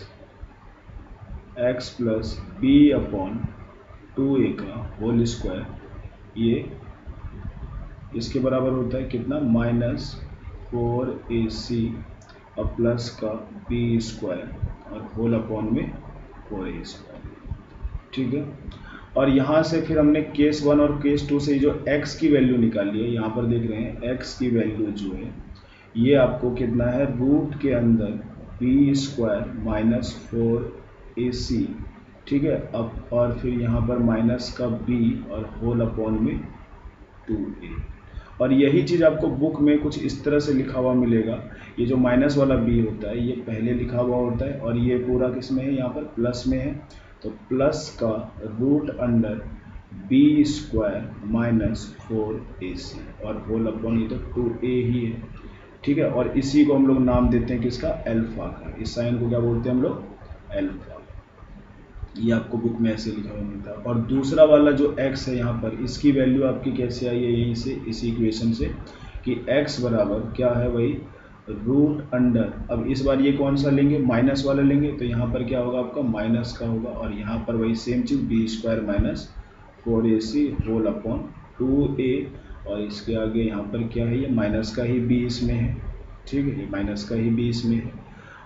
और यही चीज़ बुक में आपको कैसे मिला होगा कि ये माइनस का भी आपको बाहर पहले होगा और यहाँ इस बार ये माइनस में है तो यहाँ माइनस होगा और यहाँ अगेन रूट के अंदर बी स्क्वायर माइनस 4ac और होल अपॉन 2a और इसी को नाम देते हैं हम लोग क्या, बीटा, यानी दूसरा रूट है क्वाड्रेटिक इक्वेशन का। तो ये आपको मेन फॉर्मूला है कि अल्फा बराबर माइनस b और plus root under b square minus 4ac। अब ये अल्फा मतलब x की ही वैल्यू निकाल रहे हैं जो हमारा इक्वेशन दिया रहेगा, b square minus 4ac whole upon 2a और बीटा की जो वैल्यू है वो वैल्यू होगी आपकी कितनी, यहाँ पर भी वही माइनस ही रहना है, यहाँ पर देख रहे हैं तो माइनस b और यहाँ पर माइनस, बस इन दोनों फॉर्मूला में बस यही फर्क है, यहाँ प्लस होगा और यहाँ माइनस होगा, बाकी सब चीज़ सेम होता है। और root under b square minus 4ac और यहाँ होल अपॉन, तो ये दो वैल्यू मिल गई। और ये क्या है, अल्फा बीटा एक्स की वैल्यू। अच्छा, अगर मैं ये पूछूं कि एक्स की वैल्यू डिपेंड किस पर कर रही है, तो यहाँ देख रहे हैं कि एक्स की वैल्यू भाई ए बी सी दोनों पे डिपेंड कर रही है। जनरल फॉर्म जो क्वाड्रेटिक इक्वेशन का होता है वो a x square plus b x plus c बराबर 0 होता है। तो ये तो पता है, वेरिएबल तो रहेगा, इसकी वैल्यू निकालेंगे। लेकिन अब ए बी सी क्या क्या रह सकता है, तो उसके अकॉर्डिंग इसकी वैल्यू चेंज होती रहेगी एक्स की वैल्यू। जैसे कि मान लीजिए यहाँ 3x स्क्वायर है, यहाँ 5x है प्लस 2 बराबर 0 हो जाए, या दूसरा कोई इक्वेशन दिया रहे 7x स्क्वायर प्लस का 2x माइनस का 3, तो अब इसकी अलग, इसमें x की वैल्यू अलग आएगी। तो ये डिपेंड किस पे करता है, ए बी सी ये जो अलग अलग आता है तो इन पे डिपेंड करता है। मतलब क्या, x की वैल्यू ए बी सी तीनों पे डिपेंड करती है। तो यहाँ पर एक चीज़ नोटिस कीजिए कि जो रूट के अंदर ये वाला टर्म है इसके अंदर तीनों चीज़ आ रहा है, b भी आ जा रहा है, a भी आ रहा है और c भी आ रहा है। तो इसलिए ये जो आपका ये होता है इसको याद रखना है कि देयरफॉर कि बी स्क्वायर माइनस 4ac को हम लोग डी बोलते हैं, और ये डी का मतलब होता है डी फॉर डिस्क्रिमिनेंट, डिस्क्रिमिनेंट, ठीक है। डिस्क्रिमिनेंट का मतलब होता है कि वो वैल्यू जिस पे डिपेंड करती है, जिस पे किसी की वैल्यू डिपेंड करती है। यहाँ x की वैल्यू a b c तीनों पे डिपेंड कर रही है, और ये तीनों टर्म एक ही में आ रहा है, तो इसलिए हम लोग इसको पूरे को डिस्क्रिमिनेंट देते हैं। तो यही चीज़ आपको बुक में हो सकता है ये भी फॉर्मूला मिल सकता है कि -b, और यहाँ पर प्लस होगा और रूट के अंदर आपका d मिलेगा। d मतलब वही b² - 4ac के बराबर होता है, और होल अपॉन में 2a, और फिर यहाँ पर भी वही, ये माइनस का भी यहीं पर रहेगा, और यहाँ पर माइनस का रूट अंडर डी, बस माइनस का फर्क होता है, यहाँ प्लस यहाँ माइनस का होल अपॉन 2a। तो ये भी आपको मिल सकता है। तो मेन फॉर्मूला ये है, इनको याद रखने की जरूरत है अगर डायरेक्ट से बनाना है, डायरेक्ट मेथड से। तो एक चीज़ देखिए, कंप्लीटिंग स्क्वायर मेथड से भी जो हम लोग बात कर रहे थे कि जो थर्ड मेथड भी है डायरेक्ट फार्मूला मेथड, तो वो फार्मूला देखिए कहाँ से, इसी से प्रूव हुआ है, ठीक है। कंप्लीटिंग स्क्वायर से बोलेगा तो यहीं तक करेंगे, और डायरेक्ट बोलेगा तो डायरेक्ट हम लोग, और ए बी सी आपको पता है क्या होता है, जो इक्वेशन में ये ए, ये बी, ये सी इस तरह का होता है, ठीक है। तो इसको हम लोग आगे अब इस पर क्वेश्चन करते हैं, पहले नोट कर लें। Now next question is x² + 4x - 5 = 0, और इस क्वेश्चन को हमें इस क्वाड्रेटिक इक्वेशन के फॉर्म में और स्टैंडर्ड फॉर्म में ऑलरेडी है, और इसे हमें सॉल्व करना है कंप्लीटिंग स्क्वायर मेथड से। तो कैसे करेंगे हम लोग, तो सबसे पहले सॉल्यूशन, हम क्या करते थे, कंप्लीटिंग स्क्वायर में जो कांस्टेंट टर्म होता था पहले उसको RHS तरफ बेस प्लेस कर देते थे, दूसरी तरफ बेस दे देते थे। तो यहाँ पर बच जाएगा क्या, x² + 4x, और ये माइनस का 5 इधर जाएगा तो प्लस का 5 हो जाएगा। फिर उसके बाद क्या करते थे, डिवाइड करते थे किससे, x के कॉफिशिएंट से। तो लेकिन यार यहाँ पर तो x का कॉफिशिएंट कितना है, 1 है, और 1 से सबको डिवाइड करेंगे तो कोई फर्क नहीं पड़ने वाला है, तो यानी इस बार डिवाइड करने वाला काम नहीं हो रहा है। हाँ, फिर उसके बाद क्या करते थे, ऐड करते थे हम लोग, on adding both side by, तो किससे ऐड करते थे, जो ये वाला टर्म होता था x वाला, x के कॉफिशिएंट से, यानी x का कॉफिशिएंट क्या है आपका 4 है, और इसका हाफ करते थे और इसके स्क्वायर से स्क्वायर करके ऐड करते थे, इधर भी और इधर भी। तो क्या मिलेगा आपको, x² + 4x, और इधर ऐड किया तो उसको सॉल्व करें तो 4 × 1 = 2 और 2 × 2 = 4, यानी 2 का स्क्वायर। अभी इसको स्क्वायर के फॉर्म में लिख लें ताकि हमको साफ तौर पे पता चलते रहे कि a² कौन है और b² कौन है। ये ऐड इधर किया है तो हमको इधर भी ऐड करना होगा 5 में 2 स्क्वायर को, ताकि इक्वेशन में कोई फर्क ना पड़े। अब यहाँ से हमको क्या करना होता है कि हमें इसको a² + b² + 2ab के फॉर्म में लाना होता है। ये a² है, ये b² है, बस इसको 2ab करना होता है। तो क्या बोला था, इसको तो आप ऐसे लिख दीजिए, और यहाँ पर 2ab चाहिए ना, तो 2a की वैल्यू कितनी है, x है, और b की वैल्यू कितनी है, तो ये स्क्वायर वाला टर्म जो अंदर में है ये b है, तो देखिए क्या 4x के बराबर ही हो जाएगा अपने आप, ठीक है। और ये प्लस का ये b² को एज इट इज लिख देंगे, और ये इसको सॉल्व करके कितना आ जाएगा 5 और +4। तो यहाँ से अब हम लोग क्या करेंगे, तो इसको आइडेंटिटी यूज करेंगे। आइडेंटिटी क्या है हमारी, आइडेंटिटी होती है कि a² + 2ab प्लस का b² बराबर कितने के बराबर होता है, a + b के होल स्क्वायर के बराबर होता है, जो कंप्लीट स्क्वायर है एक तरह का।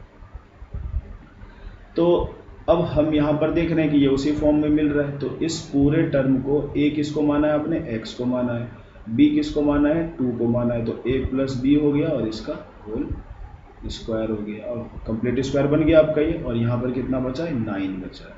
तो यहाँ से अब अगर मैं x + 2 की वैल्यू निकालूं तो स्क्वायर पे ये √9 चला जाएगा, और √9 की वैल्यू प्लस एंड माइनस दोनों में निकलेगी।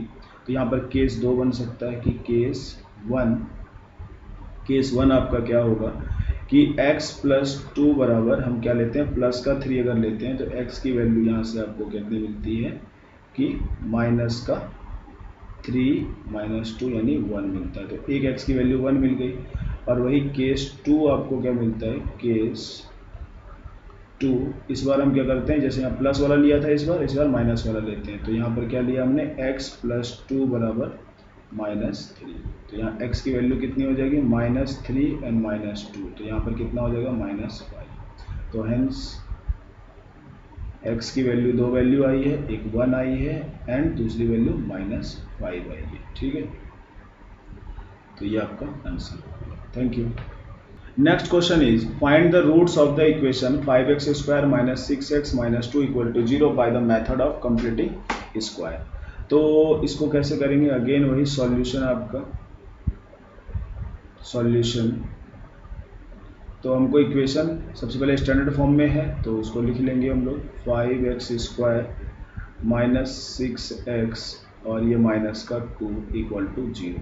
तो कंप्लीटिंग स्क्वायर मेथड से करेंगे तो सबसे पहले कांस्टेंट टर्म को डिस्प्लेस करेंगे दूसरी तरफ, तो 5x स्क्वायर और माइनस 6x इधर बचा और इधर जा करके ये प्लस का 2 मिल जाएगा। फिर उसके बाद क्या करते थे हम लोग, दोनों तरफ हम लोग x स्क्वायर की कोफिशिएंट से डिवाइड करते थे और इस बार 5 है कोफिशिएंट, पिछली बार 1 था तो इसलिए हमने नहीं किया था क्योंकि कोई फर्क नहीं पड़ता। तो ऑन डिवाइडिंग बाय किससे, एक्स स्क्वायर का कोफिशिएंट क्या है 5 बोथ साइड। ठीक है, दोनों तरफ हमने 5 से डिवाइड किया तो हमें ये पता है कि भाई 5 इधर भी पूरा इसके नीचे भी आएगा और इसके नीचे भी आएगा और इस पूरे के नीचे आएगा, मतलब कि इसके नीचे भी है और इसके भी नीचे है। तो 5x स्क्वायर के नीचे अगर 5 यहाँ पर ऐसे रह गया, ठीक है, फिर इसके नीचे भी आएगा माइनस 6x अपॉन 5 के नीचे भी आएगा और यहाँ पर 2 अपॉन 5 भी आएगा।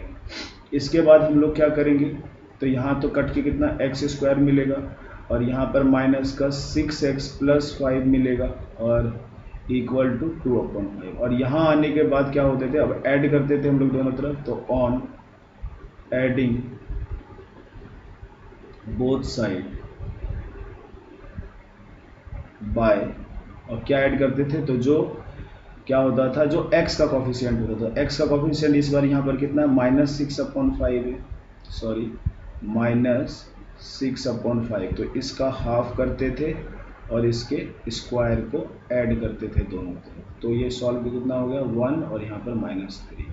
तो यहाँ पर हमारे पास क्या बना ये कि x square minus 6x upon 5 और इधर हम क्या ऐड कर रहे हैं, तो यहाँ पर सॉल्व करके कितना आया -3 अपॉन 5 का होल स्क्वायर, -3 अपॉन 5 का होल स्क्वायर और इक्वल टू इधर भी वही ऐड करेंगे यानी 2 अपॉन 5 में 5 में ऐड करेंगे कितना -3 अपॉन 5 के होल स्क्वायर को।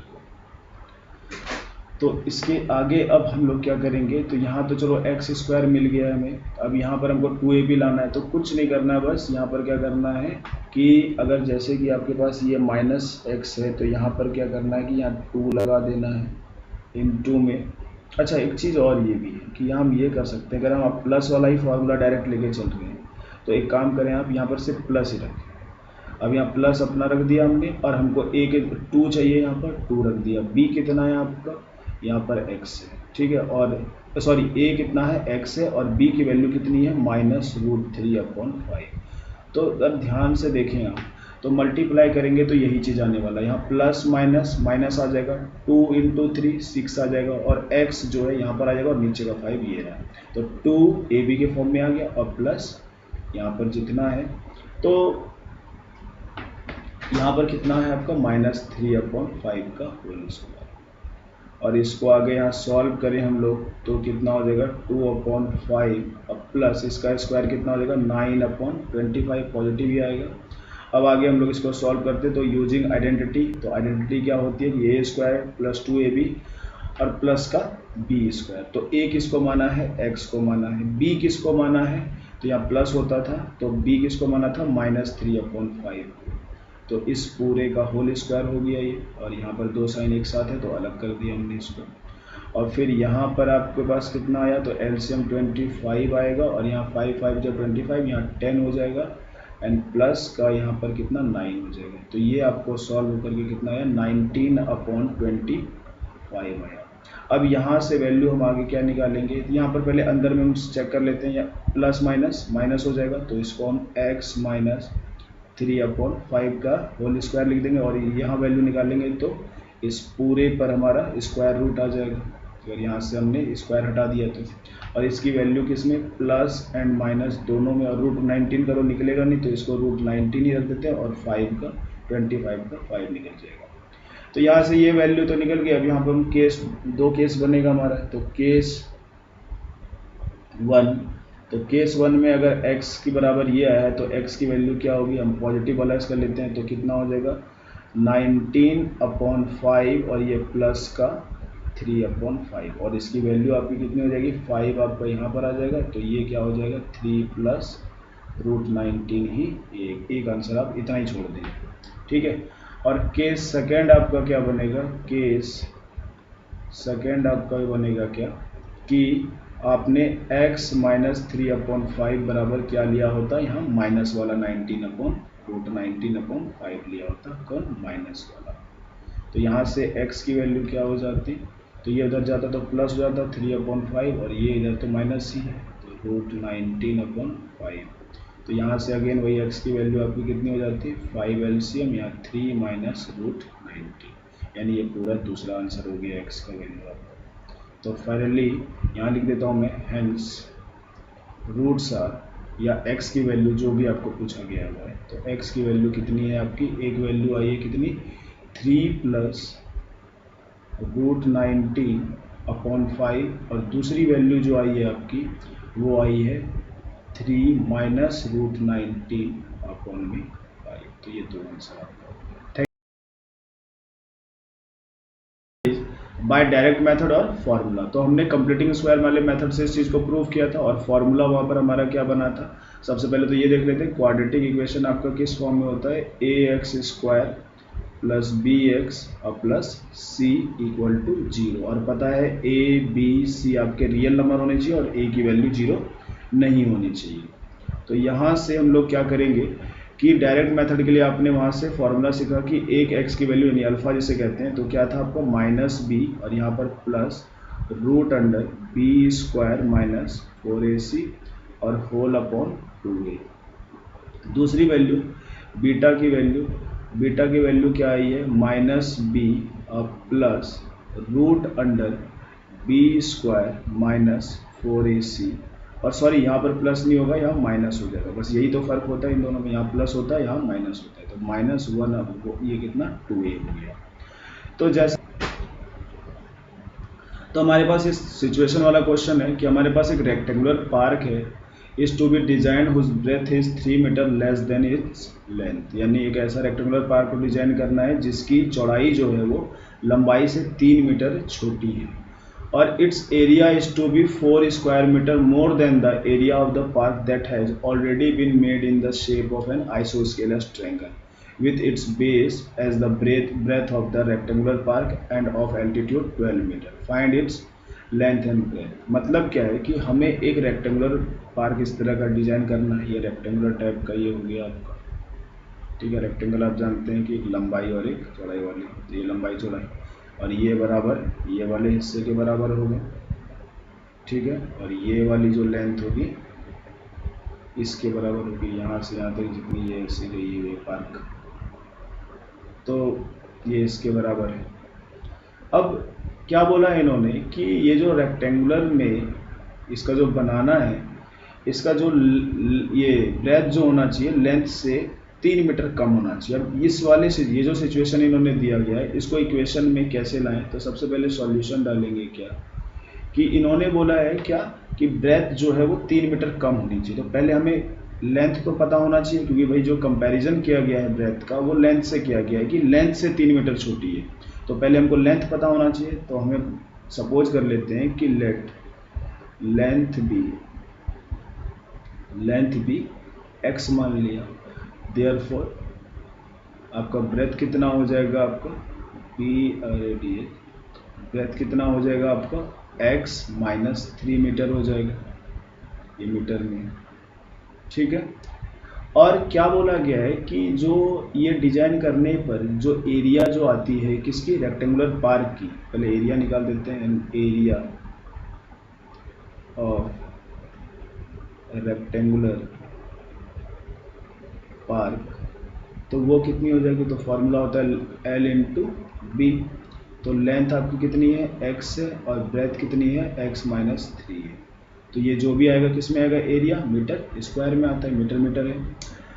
अब इन्होंने क्या बोला है कि इसकी जो एरिया जो भी आई है वो 4 square metre more than the area of the park that has already been made in the shape of isosceles triangle. यानी एक ट्रायंगल जो पहले से बना हुआ था कुछ ट्रायंगल शेप का, इस टाइप का देख रहे हैं आप, और ये आइसोस्केलस था। आइसोस्केलस मतलब कि ये वाली साइड और ये वाली साइड, कोई दो साइड इसकी इक्वल होती है, तो आइसोस्केलस स्केलस है। और साथ में क्या बोला है कि इसकी जो बेस है, यानी इस ट्रायंगल की ये वाली बेस हो गई आपकी, ये जो बेस है इसकी लेंथ उतनी ही है, ठीक है, इसकी लेंथ उतनी ही है जितने की रेक्टेंगुलर पार्क की ब्रेथ है। यहाँ पर देख रहे हैं breadth of the rectangular park उसी के जितना है, तो यानी रेक्टेंगुलर पार्क का ब्रेथ इतना है, तो हमने को इसका बेस कितना मान लेना है, x - 3 मीटर, ये मान लिया। साथ में ट्रायंगल के बारे में एक चीज़ और दिया गया है कि इस ट्रायंगल का एल्टीट्यूड, एल्टीट्यूड किसे कहते हैं, जो परपेंडिकुलर डिस्टेंस होता है फ्रॉम बेस टू उसके अपोजिट वर्टेक्स पर, ये दिया हुआ है। यानी इसको हम लोग हाइट भी कह सकते हैं, हाइट भी कहते हैं, एल्टीट्यूड भी कहते हैं, नॉर्मल भी कहते हैं। और ये आपको दिया हुआ है कितना, 12 मीटर दिया हुआ है, ठीक है। और कंपैरिजन क्या दिया हुआ है कि इस रेक्टेंगुलर पार्क की जो एरिया है वो ट्रायंगल वाले से 4 मीटर ज़्यादा है। तो सबसे पहले आप ट्रायंगल में काम करते हैं, तो area in triangle, in triangular park आपको उसमें बेस की वैल्यू कितनी दी गई है, तो वो बराबर है किसके, x - 3 मीटर के, जो कि आपका रेक्टेंगुलर का ब्रेथ है। और इसका एल्टीट्यूड या हम कह सकते हैं हाइट, ये आपको कितनी दी गई है, ये आपको 12 मीटर दी गई है, तो यहाँ पर आपने 12 मीटर लिख दिया। अब इसका एरिया निकालें, तो एरिया ऑफ ट्रायंगुलर पार्क, तो ट्रायंगल का एरिया क्या होता है आपको पता होना चाहिए, half into base into height. तो यहाँ से आपको क्या मिल जाएगा, आपको एरिया, तो ये आपका हो जाएगा 1/2 इंटू बेस की वैल्यू कितनी है, x - 3 दी गई है, और हाइट कितनी दी गई है, एल्टीट्यूड ई के बराबर है, तो यानी ये 12 मीटर हो गया। तो 2 × 1 = 2, 2 × 6 = 12 हो गया। और इसकी वैल्यू जो आई आपकी वो कितनी हो जाएगी, 6 × x - 3, और ये क्या होगा, एरिया निकला है तो किस में निकलेगा, मीटर स्क्वायर में। अब अकॉर्डिंग टू क्वेश्चन के अनुसार क्या कहा जा रहा है कि भाई जो रेक्टेंगुलर की जो रेक्टेंगल पार्क की जो एरिया आई है, यानी ये जो एरिया है मतलब कि x - 3, और जो ट्रायंगुलर पार्क की जो एरिया आई है क्या आई है, 6 × x - 3। अभी यूनिट नहीं लिखते हैं, बाद में लगा देंगे। तो कहा जा रहा है कि ये जो रेक्टेंगल वाला है ये 4 मीटर इससे ज़्यादा है, तो अगर मुझे इन दोनों को बराबर करना होगा तो यानी ये कम है, तो यानी इसमें अगर मैं ऐड कर दूं 4 मीटर तो यानी इसके बराबर हो जाएगा, और यहाँ से हमको क्या इक्वेशन मिल जाएगा। इस चीज़ को ध्यान से रखना, ये इक्वेशन अगर बन गया तब तो आगे आसानी से आप सॉल्व कर सकते हैं, क्योंकि आप तीनों मेथड सीख चुके हैं, बस क्वाड्रेटिक इक्वेशन के फॉर्म में लाना है। तो क्या किया हुआ है कि ये रेक्टेंगुलर पार्क का एरिया है और ये वाला जो है ट्रायंगुलर का पार्क है, और इन्होंने क्वेश्चन में बोला था कि the area is to be 4 square metre more than the area of park, जो ऑलरेडी ट्रायंगुलर शेप में आइसोस्केलस ट्रायंगल के फॉर्म में बना हुआ था। तो यानी ये कम है, तो यानी ये अगर ज़्यादा है तो ऑब्वियस सी बात है इसमें ऐड करेंगे कम वाले में, तब जा करके ये बड़े वाले से इक्वल होगा। तो यहाँ से इक्वेशन बनने के बाद अब इसको सॉल्व करते हैं, तो यहाँ पहले ब्रैकेट से बाहर निकाल लें, तो ये x² हो गया, यहाँ से आपका -3x हो जाता है, इक्वल टू यहाँ से आपको 6x मिलेगा, और ये माइनस का 18 आएगा, और यहाँ प्लस का आपको 4 मिलेगा। अब यहाँ से क्वाड्रेटिक इक्वेशन के फॉर्म में लाना का स्टार्ट करते हैं, तो यहाँ x² सबसे पहले होता है और कहीं स्क्वायर वाला नहीं है, तो अब बचा x वाला, तो यहाँ 3x पहले से है, यहाँ से ये आएगा तो माइनस का 6x आएगा, और ये दोनों इधर आएंगे तो प्लस का 18 और इधर का माइनस का 4 आएगा। तो ये आपको आ गया फाइनली क्वाड्रेटिक इक्वेशन, x², यहाँ पर -9x, और ये प्लस का कितना हो गया, 14 हो गया, ठीक है, और प्लस का 14 हो गया, और जब सारा ये इधर आ गया तो इधर क्या बचा आपको 0, तो यानी ये बन गया आपका एक क्वाड्रेटिक इक्वेशन बन गया। अब इस क्वाड्रेटिक इक्वेशन को आप अपनी मर्जी से कैसे भी सॉल्व कर सकते हैं। तो अगर मैं मिडिल टर्म स्प्लिटिंग मेथड से ट्राई करूं तो यहाँ पर देख रहे हैं क्या, x² और 14 को मल्टीप्लाई किया तो आपको कितना मिला, 14 मिला, यानी दो नंबर हमें ऐसा चुनना है जिनको गुना करने पे 14 आ जाए, और जोड़ने या घटाने पर 9 आ जाए, तो 7 और 2 मिलता है, 7 और 2 9, और हाँ माइनस का 9 चाहिए, तो यानी यहाँ पर भी माइनस होगा, यहाँ पर भी माइनस होगा। तो 2 नंबर हमें मिल चुका है, तो यहाँ पर क्या होगा आपको, अच्छा ये डायरेक्ट मेथड से इन्होंने बोला है, सॉरी ये डायरेक्ट मेथड से अगर बोला है तो डायरेक्ट मेथड से कैसे करेंगे, तो ये आपको क्या होगा, वही फॉर्मूला लगाएंगे ये वाला। तो सबसे पहले तो यहाँ से अगर इसको कंपेयर करें x a x square b x plus c equal to 0 से, तो यहाँ से आपको ए की वैल्यू आपको मिलेगी कितनी, ए की वैल्यू 1 ही है, एक्स स्क्वायर का कोफिशिएंट 1 है, बी की वैल्यू -9 मिल जाएगी आपको, बी की वैल्यू आपकी -9, और सी की वैल्यू जो है यहाँ पर आपको मिल जाएगी कितनी, 14 मिल जाएगी। तो अब इसको मेथड से करेंगे तो हम लोग डायरेक्ट अल्फा निकालते हैं, तो क्या होता है आपका formula, -b plus root under b square -4ac and whole upon 2a। तो सारी वैल्यू पुट करते हैं, तो ये माइनस तो पहले से रहेगा और b की वैल्यू माइनस में है, तो यहाँ माइनस का 9 डाल देंगे यहाँ पर हम लोग, और फिर यहाँ प्लस का है तो रूट के अंदर b की वैल्यू यानी -9, तो -9 का स्क्वायर और -4 इंटू ए की वैल्यू 1 है, और इंटू सी की वैल्यू कितनी है, 14 है, ये डाल दिया आपने, और यहाँ पर अपॉन 2a यानी 2 इंटू 1 यही रहेगा। अब इसको सॉल्व करके कितना आता है, तो ये माइनस माइनस प्लस का 9 आ जाएगा, और यहाँ पर प्लस, और यहाँ 19 यानी 81 मिलेगा, -9 का स्क्वायर, और यहाँ से मिलेगा क्या, 14 4 जा 56 मिला, तो 11 में 6 गया आपका, ये कितना बचा, 5 बचा, और यहाँ 7 5 2 बचा, यानी 25 बचा। यहाँ 25 का बाहर से कितना निकलेगा, 5 निकलेगा ये, और अपॉन में 2, तो 9 एंड 5 14 अपॉन 2, तो इसकी वैल्यू आ गई आपकी 7, यानी अल्फा की वैल्यू एक वैल्यू 7 आ चुकी है। या हम ये कह सकते हैं कि अल्फा मतलब एक x की वैल्यू आई है ये, और x किसको माना था आपने, लेंथ को, तो यानी ये आपका 7 मीटर आ चुका है।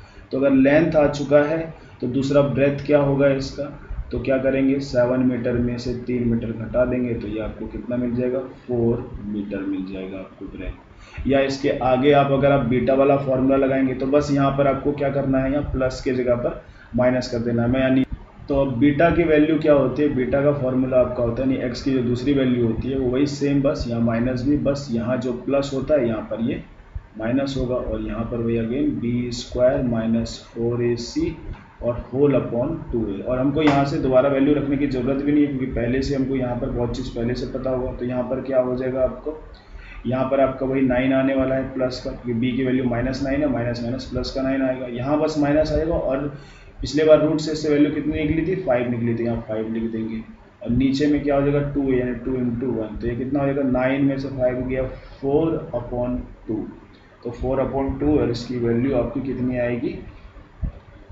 2 आएगी। अगर वैल्यू 2 आ गई,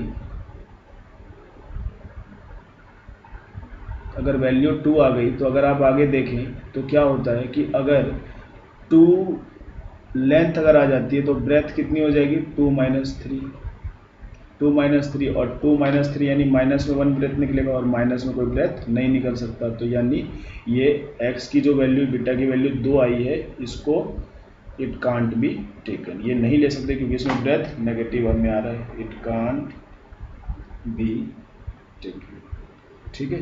तो यानी इसी से हम काम चलाएंगे, x की वैल्यू 7 आ गई है, तो यानी ये 7 हो गया है, और इसकी वैल्यू जो ब्रेथ की है वो 3 मीटर यानी 4 मीटर हो गई। Example is find the roots of the following equation, ये दो इक्वेशन आपको दिए गए हैं, ठीक है, और इनके रूट्स निकालने हैं, और इसमें यहाँ कोई मेथड मेंशन नहीं है कि आपको इस पर्टिकुलर मेथड से सॉल्व करना है, तो यहाँ पर आपकी मर्जी है, किसी भी मेथड से सॉल्व कर सकते हैं। जैसे कि फर्स्ट जो है आपका इसमें आपको कुछ इस तरह दिया हुआ है, अभी हमको दिख नहीं रहा है ये क्वाड्रेटिक इक्वेशन टाइप का, तो पहले हम इसको क्या लगाएंगे, क्वाड्रेटिक इक्वेशन बनाएंगे, और यहाँ पर साथ में कंडीशन दिया हुआ है कि x should not equal to 0। ऐसा क्यों दिया हुआ है कि अगर मान लीजिए यहाँ x की वैल्यू 0 होती तो ये पूरा टर्म अनडिफाइंड हो जाता, जो कि रियल नंबर नहीं होता, जिसके कारण पूरा ये जो इक्वेशन है ये इक्वेशन रहता ही नहीं, इसलिए यहाँ पर कंडीशन दिया है कि x 0 के बराबर नहीं होना चाहिए, बाकी कुछ भी हो सकता है।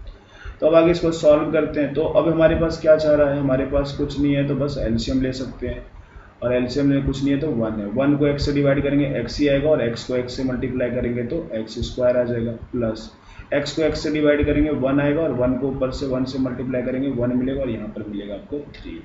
अब यहाँ पर क्या कर सकते हैं, जब दोनों तरफ एक ही फ्रैक्शन मिले, एक ही टाइप के टर्म मिले, तो हम क्रॉस मल्टीप्लाई कर सकते हैं।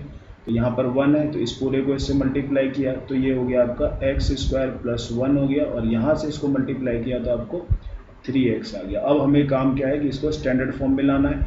तो जानते हैं x² सबसे पहले होता है, फिर x वाला, तो ये इधर आएगा तो कितना -3x होगा, और ये प्लस का 1 = 0। तो इसको आप जिस मेथड से करना चाहते हैं वैसे कर सकते हैं। अगर मैं डायरेक्ट मेथड अप्लाई करूँगा, जैसे कि अल्फा बराबर मैंने फॉर्मूला लगाया कि -b + √b² - 4ac whole upon 2a।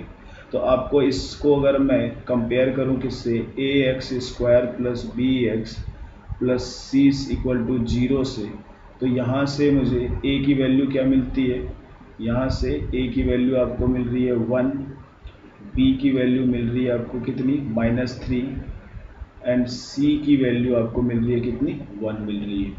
तो यहाँ पर आप वैल्यू पुट करें, अब यहाँ पर तो अल्फा की वैल्यू b की जगह पर आप क्या डालेंगे, पहले से तो माइनस का है वहाँ पर, और फिर b की वैल्यू -3 ये हो जाएगी।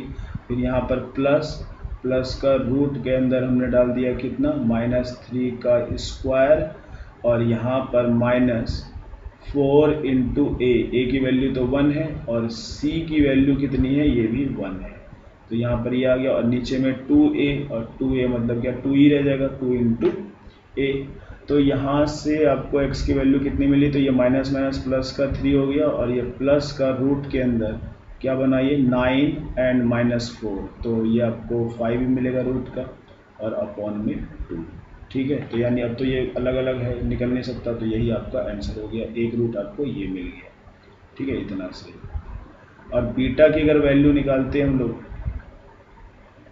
कि बीटा बराबर क्या होता है, तो इसका फॉर्मूला क्या होता है आपका कि वही -b, बस यहाँ माइनस होगा, और रूट के अंदर यहाँ b² - 4ac रहेगा, तो = 2a। ठीक है, अब यहाँ से इसकी वैल्यू, यहाँ पर इतना जब डालना भी नहीं है, तो ये पहले से पता है ये कितना 3 बनने वाला है। यहाँ पर अगर -3 डालेंगे तो माइनस रूट से बाहर कितना √5 आया था, और प्लस का 2a, क्या a की वैल्यू 1 है तो ये 2a रह गया, यानी दूसरा जीरोज आपको ये मिल गया। ठीक है, तो आपका आंसर क्या हो गया कि हेंस जीरोज आर या रूट्स आर, जो कह सकते हैं, जीरो रूट एक ही का नाम होता है। तो कितना कितना मिला, एक तो x की वैल्यू आपको मिली है ये 3 +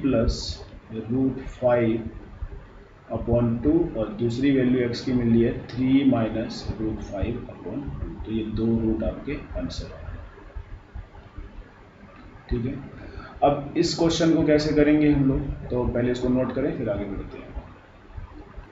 next question is second number. इसमें आपको इक्वेशन इस फॉर्म में दिया है कि 1/x - 1/x - 2 = 3, और यहाँ पर x की वैल्यू जो है वो किसके बराबर नहीं होनी चाहिए, 0 के बराबर भी नहीं होनी चाहिए, और 2 के बराबर भी नहीं होनी चाहिए। 0 के बराबर क्यों नहीं होनी चाहिए, अगर यहाँ पर x 0 है, तो अगर ये 0 हो गया तो 1 के नीचे अगर कोई 0 हो जाता है, या किसी भी नंबर के नीचे 0 आता है, तो वो अनडिफाइंड हो जाता है, यानी वो रियल नंबर नहीं होता। तो ये रियल नंबर नहीं होगा तो इक्वेशन बनेगा नहीं। और साथ में 2 क्यों नहीं बोला x की वैल्यू, अगर यहाँ 2 हो गया तो 2 - 2, 1 के नीचे 0 आएगा, और फिर से अनडिफाइंड होने का चांसेस है, इसलिए पहले से ही कंडीशन इन्होंने दिया है कि x की वैल्यू ये नहीं होनी चाहिए। अब आगे हमें सॉल्व करना है, वेरिएबल की वैल्यू निकालनी है। तो कैसे निकालेंगे, तो इसका और इसका एलसीएम कितना आ जाएगा, तो एलसीएम नहीं पता है तो सीधा सा मल्टीप्लाई करके ही लिख देते हैं हम लोग। तो ये लिख दिया। अब इस पूरे को इससे डिवाइड करते हैं, तो x से x कट गया तो बचेगा ये x - 2, और x - 2 को 1 से मल्टीप्लाई करेंगे तो x - 2 बचेगा। फिर यहाँ पर माइनस है, और x - 2 से इसको डिवाइड करेंगे तो x - 2 कैंसिल, और यहाँ पर क्या मिलेगा आपको x मिलेगा, और = आपको 3 दिया हुआ। यहाँ x और x 0 हो गए, और यहाँ से अगर आप कुछ नहीं है तो 1 है, क्रॉस मल्टीप्लाई करेंगे तो ये वाला इससे होगा, तो 3 × में x × x - 2 ये होगा, और यहाँ पर कितना होगा -2 आ जाएगा। अब इसको आगे सॉल्व करें तो 3x यहाँ पर है, और इससे मल्टीप्लाई किया तो कितना हुआ 3x², यहाँ माइनस बाहर में प्लस, माइनस और 3x × 2, ये आपका हो गया 6x, और ये इधर आएगा तो आपका प्लस का 2 हो जाएगा, और = 0। तो फाइनली आपका इक्वेशन क्वाड्रेटिक का बन चुका है स्टैंडर्ड फॉर्म में। अब अगर हम अल्फा बीटा डायरेक्ट फार्मूला लगाते हैं तो सबसे पहले हमको ए बी सी पता करना होगा। तो अगर हम इसको कंपेयर करें, on comparing with a x square plus b x plus c equal to 0, तो ए की वैल्यू आपको क्या मिलती है, therefore a equal to 3, b equal to -6 and c equal to 2 मिल जाती है। और हम यहाँ से अल्फा का फॉर्मूला लगाएं, यानी एक एक्स की वैल्यू जो होती है वो -b plus root under b square -4ac and whole upon 2a। तो यहाँ पर वैल्यू पुट करते हैं हम सब चीज़ की और अल्फा की निकालते हैं। तो अल्फा बराबर क्या हो जाएगा, माइनस के जगह पर यहाँ माइनस रहेगा और b की वैल्यू खुद कितनी है, -6 है। तो b की वैल्यू यहाँ -6 यहाँ पुट कर दिया हमने, सॉरी ये 6 है। और ये प्लस रूट के अंदर बी स्क्वायर -4ac, तो यानी बी स्क्वायर मतलब कि -6 का स्क्वायर और फिर -4a, ए की वैल्यू कितनी है आपकी 3 है, देख सकते हैं, और सी की वैल्यू कितनी है 2 है। तो यहाँ पर हमने 2 डाल दिया और पूरे के नीचे ये कितना होता है आपका 2a, यानी 2 × 3।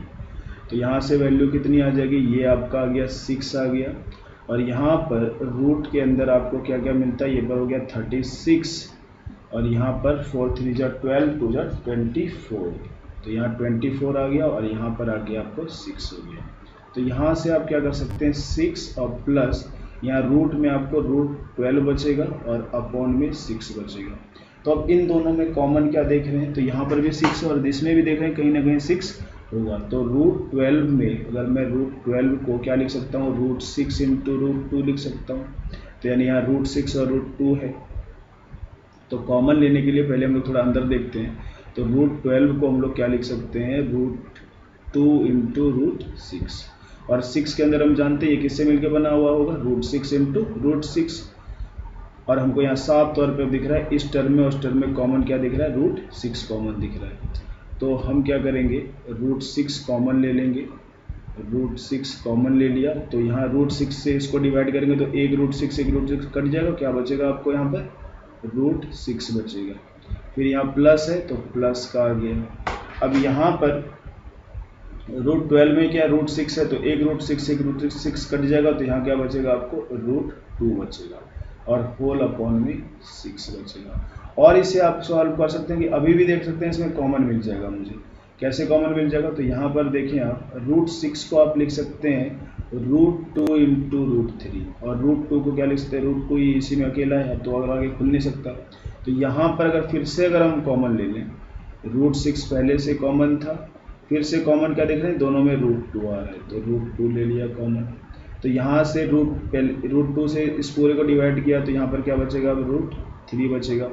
फिर इसको इससे डिवाइड किया तो ये तो पूरा ही कट जाएगा और यहाँ पर यानी रूट इससे इसको डिवाइड करेंगे तो कितना हो जाएगा, प्लस का 1 बचेगा और नीचे में क्या 6 बचेगा। और ध्यान से देखें तो अगर ये √6 इससे कटेगा तो यहाँ पर एक √6 बचेगा और फिर यहाँ √2 है और यहाँ √6 है, तो √6 के अंदर फिर से हम √2 × √3 कर सकते हैं। तो √2 से फिर से √2 कट जाएगा और फाइनल आंसर जो होगा आपका √3 + 1 अपॉन में √3 मिलेगा एक की वैल्यू। एक अल्फा की वैल्यू आपकी फाइनली क्या निकल गई, √3 + 1 अपॉन में √3।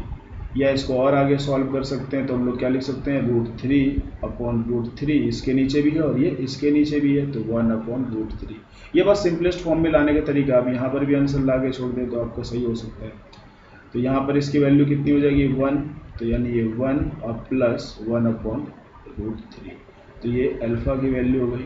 सेम उसी तरह अगर आप बीटा की वैल्यू निकालते तो बीटा के लिए आपको कुछ नहीं, सेम चीज़ वही चीज़ होता है, यहाँ पर वही 6 आने वाला था, बस यहाँ पर जहाँ प्लस है वहाँ माइनस आता और यहाँ पर क्या आता आपका √12 आता, वही सेम चीज़, और यहाँ पर नीचे 6 आता।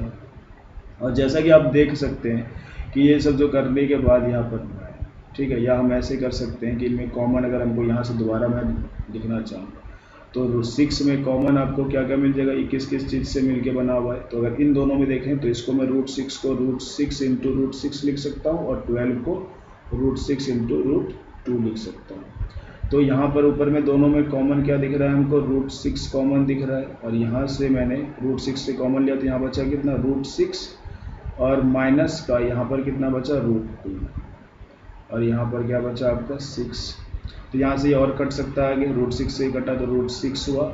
और फाइनली आप देख रहे हैं कि जैसे उसमें पहले वाले में हो रहा था वैसे इसमें होगा, वहाँ पर अगर प्लस में आया है तो यहाँ पर माइनस में आएगा। यानी फाइनली हम डायरेक्ट लिख सकते हैं इसका फॉर्मूला कितना आएगा 1 - 1/√3। तो यानी दूसरा जीरो आपका ये हो गया और फर्स्ट जीरो आपका ये वाला हो गया। तो कॉमन लेने आना चाहिए, यहाँ से आपने 2 जीरोज आपके निकल गए। तो क्वाड्रेटिक इक्वेशन में एक चीज़ और याद रखनी है कि जैसे आपने ये डायरेक्ट मेथड सीखा कि अल्फा बराबर -b प्लस √b² - 4ac और होल अपॉन में 2a। यही वही बीटा की वैल्यू आप निकालते तो क्या होता -b -√b² - 4ac and whole upon 2a।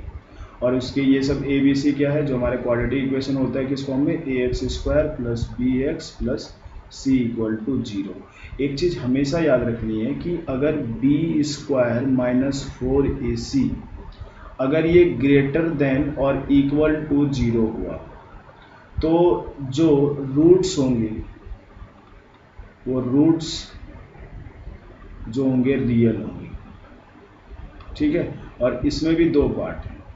अगर b² - 4ac सिर्फ ग्रेटर देन 0 से होगा तो रूट्स जो होंगे यानी x की जो वैल्यू होगी वो रियल नंबर निकलेगी, रियल होगा।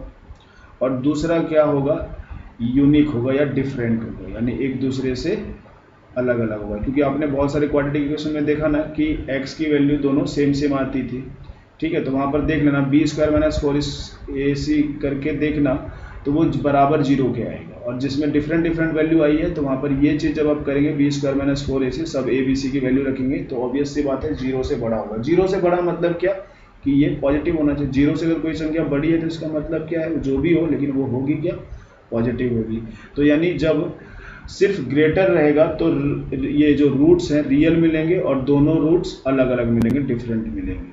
और वही इसका दूसरा पार्ट क्या होता है कि अगर b² - 4ac यानी ये पूरे इसको क्या बोलते हैं डिस्क्रिमिनेंट बोलते हैं क्या, ये अगर 0 के बराबर है तो आपको रूट्स तो रियल मिलेगा लेकिन दोनों रूट्स इक्वल होंगे। जैसे कि आपने कुछ पहले भी आपने करके देखा हुआ, रूट्स जो हैं रियल तो होंगे, रियल नंबर होगा लेकिन इक्वल होगा। और थर्ड क्या होता है इसका कि अगर b² - 4ac लेस देन 0 है मतलब कि ये नेगेटिव है, मतलब ये नेगेटिव है। तो आप ही सोचे जो हमारा ये फॉर्मूला था कि अल्फा बराबर √b² - 4ac या बीटा बराबर, तो अगर इस पूरे की वैल्यू रूट के अंदर नेगेटिव की अगर आ गई तो ये तो रियल नंबर है ही नहीं, क्योंकि स्क्वायर रूट के अंदर कभी पॉसिबल ही नहीं है कि कोई दो नंबर को सेम नंबर को गुना करने पर वो नेगेटिव आए। क्योंकि रूट के अंदर जैसे 4 है तो इसका मतलब क्या है ये कि ये इसकी वैल्यू प्लस और माइनस दोनों का 2 है। इसका मतलब क्या होता है कि ये जो 4 जो आया है